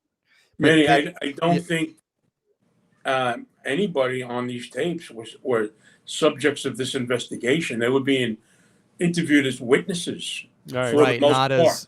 Right. So I think that's not why a target. Not a target. Right. Exactly. Yep. Exactly. Okay. But really, though, is that I understand that technically that's true, but wasn't the undertone of all this like they're trying to find co-conspirators? they might not have even believed this themselves from the Right. beginning. Right. And they're like, how hard are we going to go on these people, especially him? Like, this sounds like it's BS to start with, maybe. I mean, Right. I wasn't You there, know, but I'm just taking a guess at that. you might have something to that, but there might be something to that because in Maury's tape to the Queen's DA when he's recorded, he not only comes off looking really bad, but the Queen's DA and the way that they're responding to him, they're just like, yeah, Yeah. you know, like it's clear that my personal opinion is that Maury Terry came in with some evidence that looked compelling to them, to Queen's DA, just like it looked compelling to us.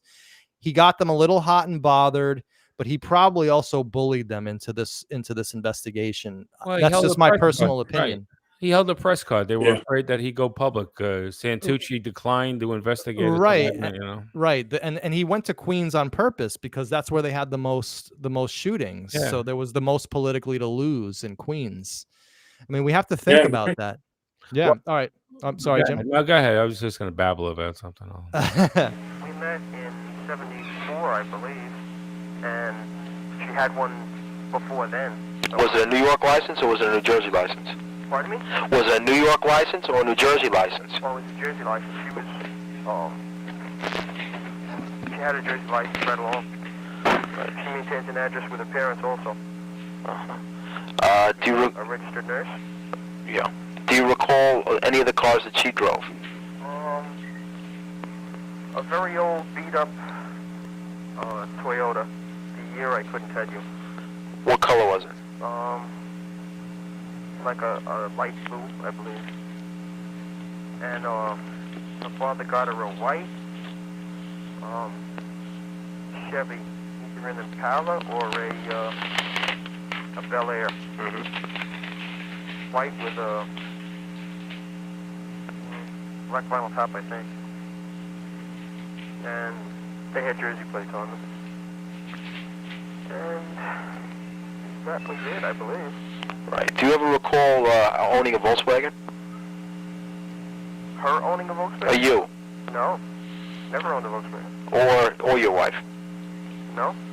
So right here, the Volkswagen, and his answer sounds totally believable. It just comes right off the tip of his tongue. Nah, never owned a Volkswagen. But he says something later on that he should have just kept quiet on his end. I don't think it would have put him any closer to Berkowitz, but he should have just left it out. Point that out when we get to it, please. Yes.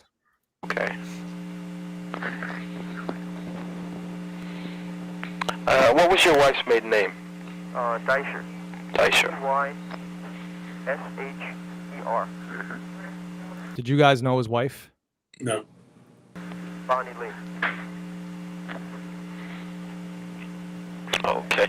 Listen now, Pat, getting back to your experience with the Yonkers PD, do you recall ever meeting a individual by the name of Wheat Carr? Oh, yeah, she was a police dispatcher. Freely admitting he knows wheat. Sure. Not trying to hide anything. There was no hesitation whatsoever. I actually didn't hear this far into the tape, so this is new for me. I like reacting to these things first fresh.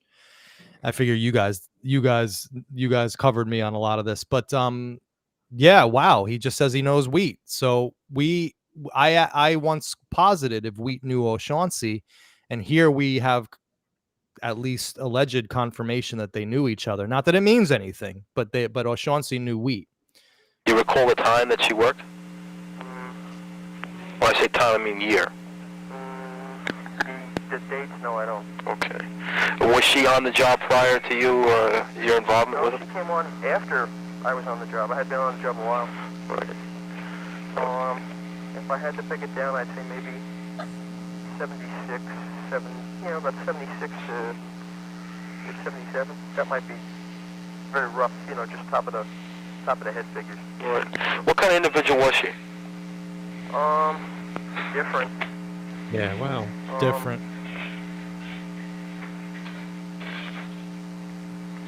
She seemed, all right. She just seemed a little, unusual. No.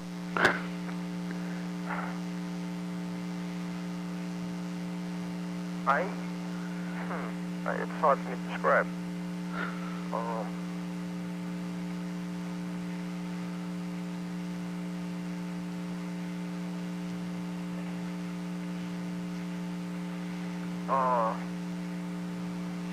Sense of humor. For clothing. You know, he's kind of, I don't know, I guess you'd say hippie-ish almost. And what, when you say clothing, I mean, what respect? Sloppy, dirty? Very casual. Very casual. Yeah, casual to the point where I don't think that, you know, I didn't expect her to wear something like that, or I wouldn't expect someone to wear something like that to a job as a police dispatcher. Right. I see. Did you ever, I mean, how friendly did you get with her? Not very. Not very. When I saw her on the job. Uh-huh. Did you ever go up and have coffee with her? No, never. Never met her socially. Did you ever carry on any conversations with her? With someone. She might have been one of the diners in Yonkers. And I went into coffee with my partner, you know, while I was working. And I can't even say that actually happened. I'm just saying that would be about the only time I had ever seen her away from the police department. What are you guys thinking in your professional experience of his answers here? Seems strange that he would pick out her wardrobe and make comments about that, but well, they asked him about it though. Yeah, no, I know they did, but you know, why would you think somebody was odd because of the clothing that they wore to work? I don't know. I don't get it. They were very casual. The dispatchers at the Yonkers Police Department wore casual clothing. Uh-huh. You came up to the Bronx CO a lot. You probably say a lot about us then too, right? Yeah. All right. I don't know. I don't understand that answer, but where was the dispatcher's office in relation to the station house where Pat worked? Well, this dispatcher's office at the time was in the headquarters building, which at that time was at 1 St. Casimir Street, which was in Columbus Place. It was the headquarters was a separate building. It was on the top floor in that building. Well, the reason go ahead. Not there now. The reason I asked is because later on in this thing, Pat says that they used to do meal runs up there. I just was wondering if that was the closest station house to the dispatcher's office. It wasn't the closest, but at that time there were only 2 commands. Ah. So they might have wanted food from a certain place and asked to set the car to pick it up. All right. Then order it, and then so. But you're not sensing any evasiveness here. Like, I don't want to put words in your mouth. No, I'm not. Is there anything suspicious in his wording here? Because this is the crux of the matter right here. This is a little bit odd, but I'm not going to say it's suspicious. Because out of everything they're speaking, pick this thing out to say about her in a negative way because of the way she dressed, or that's his reason for saying she's different. Right. Right. But this is the heart of the matter. This is the crux. This is the nut meat. The only way that any of these people are going to be involved in a crime is if Wheat's guilty, which we're establishing that she most likely wasn't. Patrick O'Shaughnessy had an intimate relationship with Wheat, and Wheat had an intimate relationship with David Berkowitz, and we're just not seeing it. And here he's talking about Wheat very matter-of-factly, in my opinion, nothing suspicious whatsoever, nothing evasive. It took a long time for him to formulate his thoughts, which I wonder about. But so far, if there's no connection between O'Shaughnessy and Wheat, then I don't see how there's any way that this guy was in this milieu at all. Then again, anyway, let's carry on. Would you say Wheat Carr knew you? Not in the biblical sense. In what respect? He was thinking the same thing. You Bronx guys all think the same. You have the same accent as him, Jim. As the cop or Wheat? No, not as Wheat. As O'Shaughnessy. Did you guys grow up in the same neighborhood? Well, the Bronx. But listen, Bronx has different accents. I grew up in Riverdale. I have a very different accent. Oh well, please. I know. I beg your pardon. But we all have different accents, so I'm just curious about where did O'Shaughnessy grow up? I think I believe that he grew up on the Near Riverdale, actually. Oh, and the 5-0. All right, because he does have that accent. He has a very Irish Kingsbridge accent. Let's just say Kingsbridge, right. Very, very of that time. And you know, my dad worked down there in those years, so I was always in that neighborhood hanging around with those guys. So I know that accent very well. All right, let's carry on. Your accent. But he sounds just like a normal dude. I mean, you know, it's amazing how we think all these people are blood dripping, frothing murderers, and then you hear them, they sound like the paper boy next door. Well, as being on the job in that. Of course, we know that that's not true with Pat's case. Right. Just as, being a police officer. Did you know John McCabe? Detective McCabe? Very familiar. What did he say? Is he a police officer? No, he's, I imagine at the time he was working narcotics. Yonkers PD. Oh, right, yeah, okay, I remember the name, yeah. That's a little weird. McCabe was a legend, no? McCabe was more of a legend, I think, up in the North Command than he would have been down where Pat worked. Down where Pat was. Okay, good to know, because again, like this backstory and these filling in of the blanks that you guys can do is integral to this, because we're dealing now with a guy O'Shaughnessy that was named as a co-conspirator by Maury with Berkowitz. So for us to get these little fills in the blanks is so important for the historical record. Let's carry on. I could see him. I could recognize him again if I saw him, I'm sure. Talking about McCabe now. Did you see him very much with Car? He was going out with somebody.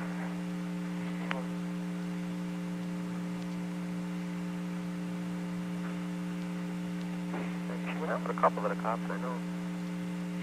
Can you remember any names right off? Excuse me? Can you remember their names right off? No. McCabe. Yeah, he's a detective, I believe. Right. Yeah, okay, yeah, I think... So, John, getting back to what I said before, without your backstory and without you saying the simple thing of, he was a South Command, he wouldn't have known as much of a North Command detective. Someone could listen to this and say, he's lying. He knew McCabe. Listen to how evasive he is, right? I mean, it's... Well, you're right. You're right. That's why these people who do real crime, I'm not saying anything here, but people who do these real crime investigations with podcasts and everything like that, and they're doing it from 1,000 miles away. Right. You got to be on the ground to do these things. You got to be at least geographically nearby to be able to follow up on your own findings. Exactly. And something as simple as understanding the sociology involved is incredibly important.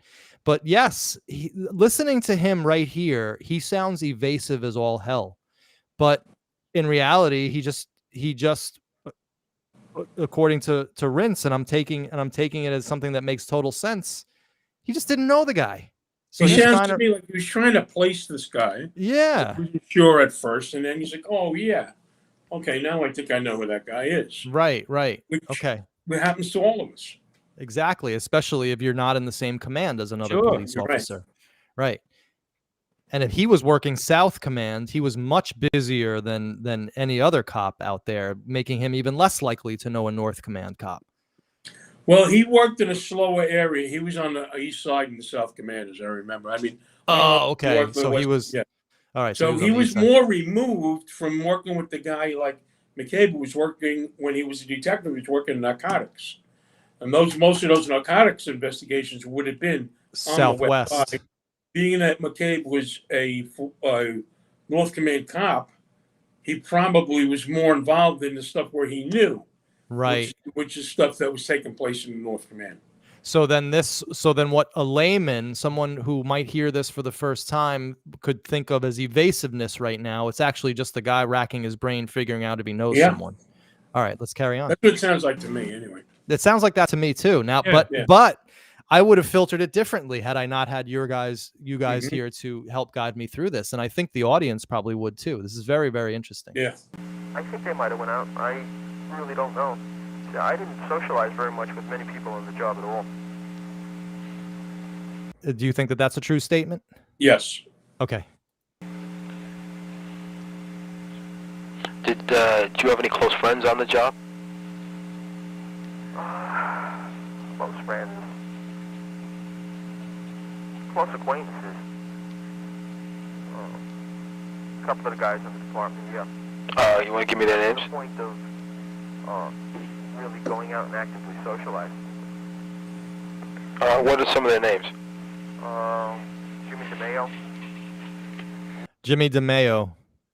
Who Jimmy was was that? a guy he worked with in a radio car who was somewhat a lot older than him. He was a senior guy. Okay, Jimmy DeMayo. Okay. So I don't. Do you have anything else? No, I just can't see him really hanging out with Jimmy DeMayo, but he worked with him. Okay. Krenzer. Kenny Krenzer.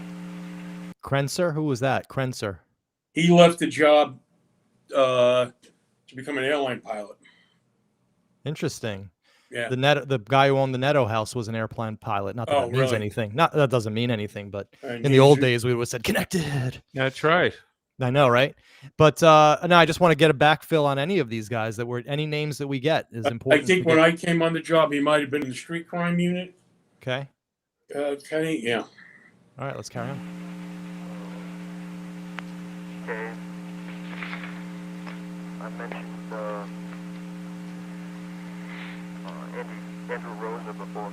Andy Rosa, we talked about. Another earlier. real old timer. And, That he worked the in North the. Command, He says here he's talking about the North Command, so he's getting into your area now. Yeah, I know who he's going to mention. well, going down in the South Command, still in the South Command, you know, a couple of the sergeants in there. Up in the North Command, there was one fellow. We talked whenever we saw each other, but we never really went out. Who was with the auxiliaries also? That's Gary Hanley. Gary Hanley. Mm-hmm. Now, So Gary was also in the 5-2 rescue, and him and Pat both went on Yonkers PD in 1973. They were in the same academy class, okay, and then they went to different commands after But they he's- graduated the academy. but he's sounding here now like he was on first name basis with the guy, but they weren't really all that way. They only talked when they saw each other. Is that the relationship they true. had? Yeah. Okay, so far this guy is basically checking out from what you know personally to And be true. you can verify that with Gary. Right, because Gary is a soon to be a friend of our video series, right? And he's going to come on. Yeah. Okay, great. Yeah. Okay, let's carry on.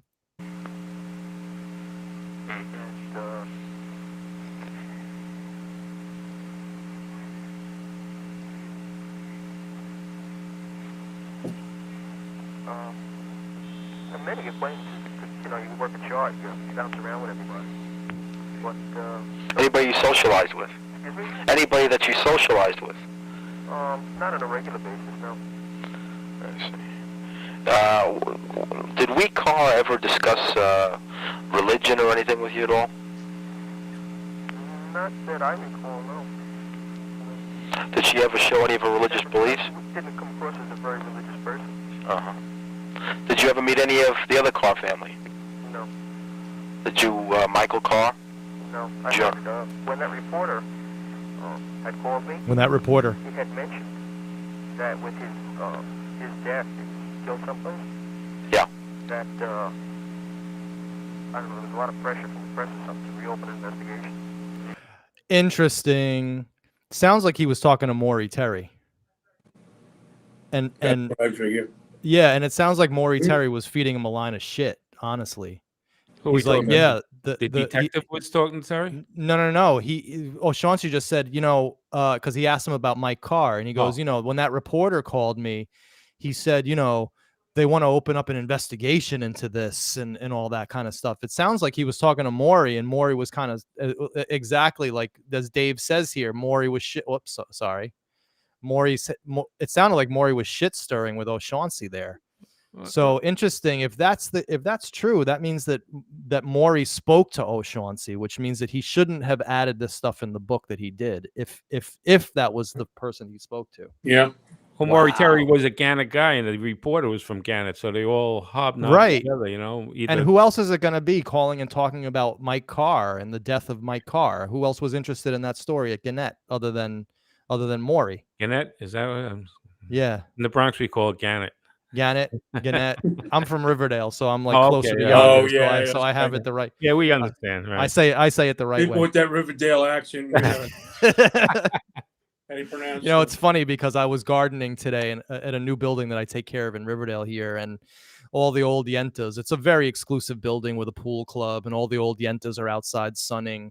And, they don't want to talk to me because I'm just the gardener. But then I struck up a little conversation, and I just throw in there, yeah, I grew up in this neighborhood. I still live here. Oh, you do? Whoa, what's your name? And then they know all my friends, and they know all the kids I grew up with, and now they're my best friends.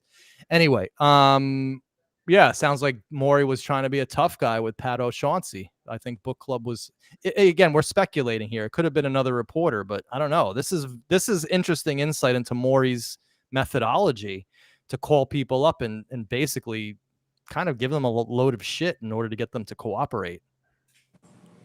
All right, let's carry on because we're getting on to 2 hours here, which is my time limit, sort of. So let's carry on. But that's the only time where I really heard about it. Did you know Sam Carr? The name is familiar. Is that Weeks, Florida? Yeah. No, I didn't. You never saw him around the station house at all?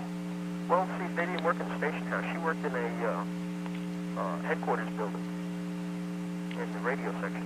Right. They only have one radio room. Right.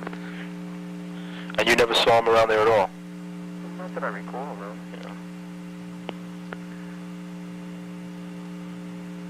I imagine some of the other dispatchers up there could tell you, a lot better. There was usually at least one other civilian dispatcher on duty, and there were 3 people that ran the radio room, at least 3 people at all times. Was your sector anywhere in the vicinity of 35 Pine? No, I was in the South Command, that's in the North Command. Did you know, I know Pete Intervallo. uh-huh. He was in my class at the police academy. I see. And trying to think who made the arrest. Well, who was trying to make the arrest. Did you know Sergeant Como from the South Command? Yeah, Skippy. I did. He was a radio dispatcher for quite a while. Told me. Who was Skippy Como? He was a sergeant in ESU, actually, when I knew him. You knew him? Yeah. Good guy? Good guy. He passed away. Yeah. Skippy Como, okay. Would he go on light duty or something as a dispatcher? He said he was in the radio room. He might have been injured or something up there. But when I remember him as maybe at that time he might have been promoted, and they sent him up there. A lot of times when you newly get promoted, you have to do a stint in the radio room if they need somebody up there. So he might have been there. But when I came on the job, he was an ESU sergeant. Okay. I guess if I heard a good one, that he's on the street now, he got promoted. What kind of guy is he? He's an alright guy. I never socialized with him, but he's how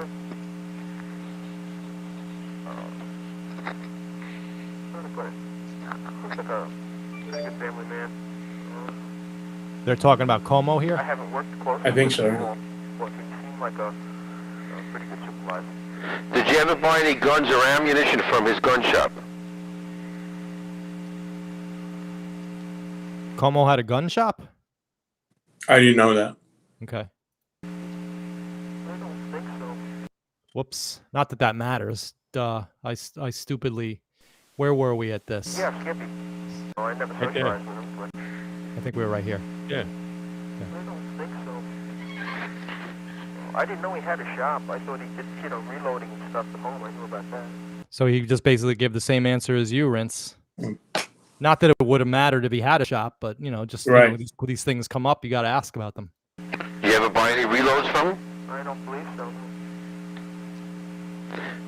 Did you ever talk to Wheat Carr about guns? Or you ever see her out on the range? Pardon me? You ever see Wheat Carr out on the range? No, never. Almost not. I don't think in her capacity that I didn't think she was allowed on the police range. So she never spoke to you about guns? Not that I recall.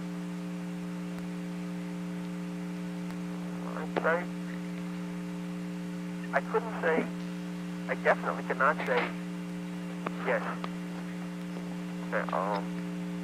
Maybe in passing, while I was up in the radio room picking up a message or something. He's being very evasive about this question, about whether Wheat ever talked to him about guns. But I have no idea. Uh-huh. I mean, it was possible that, she had mentioned something, but if she did, it didn't stick out in any, nothing that would make you Mm-hmm. Getting back to all those cars that you had during, from like 73 through 78 that were registered. Yeah. Getting back to those cars that you had, registered in your mother's name between 73 and 78. Okay. Would you know what happened to any of the insurance policies on those cars? In other words, after the cars were sold. You mean the actual hard copy policy? Yeah, either that or an insurance card. Why would they care so much about this? And I know we're getting on to I 2 don't know. hours. No, not really. Probably threw them out, if anything. Mm-hmm. I think he wants documentation to prove that he didn't have a yellow Volkswagen. Okay. And they put all the insurance cards together. This is from that date to that date to that date. That makes sense. That would make There's a gap here. What kind of card did you have there? Because this was their main suspect. I mean, let's be honest. These guys were going after O'Shaughnessy, thinking even though he wasn't they said officially he wasn't a target. This guy was, in my opinion, somebody who they were looking at very hard, because he was named by Maury Terry as a co-conspirator, and probably Maury Terry had already named him to these guys by then as a co-conspirator. They got to consider their sources on that. Didn't see any reason to hang on to anything like that. Well, see, the reason it was so unusual is that we did try to run your mother's name through the company also. We assumed since you were under 25, you weren't. All right, so that is tape number 1, which we are going to obviously not do tape 2 and 3 today. I'll be an old man by the time that but we want to take these one at a time because we want to get your detailed and full answers. But we have time for one question. I know that we're getting on 2 hours. I know you guys have been amazingly generous with your time. We will only take another couple minutes, but I always like to get the great Eric in here on a question. Hey, Eric. Hey. Eric, how are you, Eric? Very much. Yeah. Did any of you notice though how interesting it is that whenever I thought of Fred Deagle when they asked O'Shaughnessy about Wheat Carr. Now he expresses himself differently, but do you ever notice how these guys so far give a rather strange description of her in different ways? Well, I don't know if you guys have heard the Deagle tapes. Mm-hmm. Have you heard that? You've heard he basically says the same thing, that she was dirty. She took a million showers, but she still looked dirty. She was like a man. So yeah, it seems like everybody describes her the same way. Yeah. And here I am thinking that she was actually a little sexy. I mean, what does that say about me? Yeah. And also, oh God, I look like I just caught the desert. The thing is this: are we really sure that John Joseph Santucci, the district attorney, started this investigation only because Maury Terry contacted him? Because there were other law enforcement officers when the shootings were going on. Remember forensic detective Michael Caine. I don't think you were on the show yet, John, but you were, Jim. Remember he goes up to the Surfside Marina in Lindenhurst to Rothstein, and he says, Jim, I got to talk to you. Those shootings, they're not being done by one man. You know, so Yeah. Santucci could have thought that, and Terry could have just added some wood to the fire. Okay, could be very possible. It's possible. The way I look at this whole Santucci thing is that Maury Terry went to him with this whole cabal of information that he had, and one of two things happened. Either Santucci said, all right, let's follow up on this thing and see what we got, or let's follow up on this thing and shut him up. Well, there's a lot of money being spent. Remember, John Carr was from Westchester County, not Queens County. And I can't name anyone right now. I don't know if Manny thinks I should, but I can't. And this is empirical, factual evidence that when Armienti went to North Dakota to investigate a man from Westchester County originally, not Queens, it was specifically not what Hank Chinotti did against the New York Police Department, not Berkowitz, the suicide of John Carr, specifically for that reason. So I just feel there's many avenues here. They do believe there was a conspiracy with Berkowitz, but just because of that reason, I think there's more to it. Yes, Terry does contribute, but I think that Santucci might have actually been on to something on his own. It could be. It could be. There's never been any indication of that, though, publicly, Eric. There's never been any articles. He never mentioned it. I mean, it is possible, but I don't know. I just get the feeling that he ran for political office and won a number of times other seats, Santucci. Right. It might not have been politically what a politician should do to bring it up. They would have said, oh, he's a conspiracy theorist. Who wants him to be an assemblyman or a state senator? It's possible. All right, Eric. So listen, you and I got a great show coming up on Sunday, but we're past 2 hours here, and I know that the audience probably wants us to go forever, but my bladder, and I'm sure that these other guys we're all ready to rock and roll here. So thanks, Eric. We'll see you soon. I'll give you a ring, okay? So long, Eric. All right, you guys. Okay, take care. All right, guys. So listen, John and Jim, I'm not going to keep you much longer. In fact, I just want to say at this point, thank you so much. This was actually quite amazing. I knew it would be, and we're not done. We still have 2 more shows to schedule up for the 2 other O'Shaughnessy tapes. And of course, listen, you guys are my buddies. If you want to come up with any show on anything in these Queens DA papers, files, tapes, all you need to do is just let me know and we will schedule a show. Because we're all heavily into this stuff. And listen, we need to make sense of this for us first and foremost, and also for the audience. So any final words for you guys with my deep appreciation and deep thanks? Any final words, John?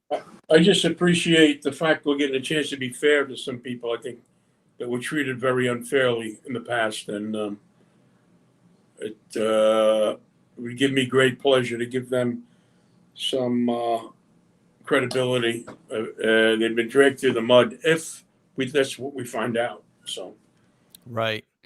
All right, John, Jim, any last words for the audience before they see you again on another episode? Well, I'd say the same. I echo John on that. We opened up a lot of information that was never even investigated, and we came out with very good information. And I think we've done a good job in the past and present, and people should recognize it for that. All right, guys. Well, thank you so much. I'm going to take you guys off, but please stick around so I could say goodbye to you off the air, please. I'll be just with you in a second. On behalf of the audience, I want to say thank you so much. This was unbelievable. Just stick around for a minute or two. Okay? My pleasure. Whoops, sorry. All right, guys. Well, that was unbelievable. So rich. Such a rich experience to be able to listen to a tape with guys who actually knew the person on the tape, knew backstories, could fill in blanks. I mean, this is exactly how I envision this series to go. I am on the moon right now with happiness. And I would have to say that even though we are only through 1 of 3 O'Shaughnessy tapes, we still have 2 more to get to.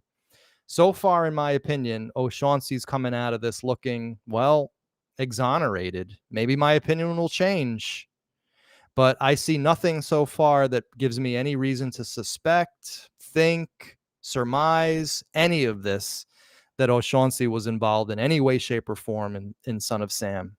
All right, guys. Well, listen, this was an amazing episode. We're going to schedule up a couple more with John and Jim on the O'Shaughnessy tapes that are remaining and any other subject that they want. And if you have any ideas, you can always feel free to email me as well.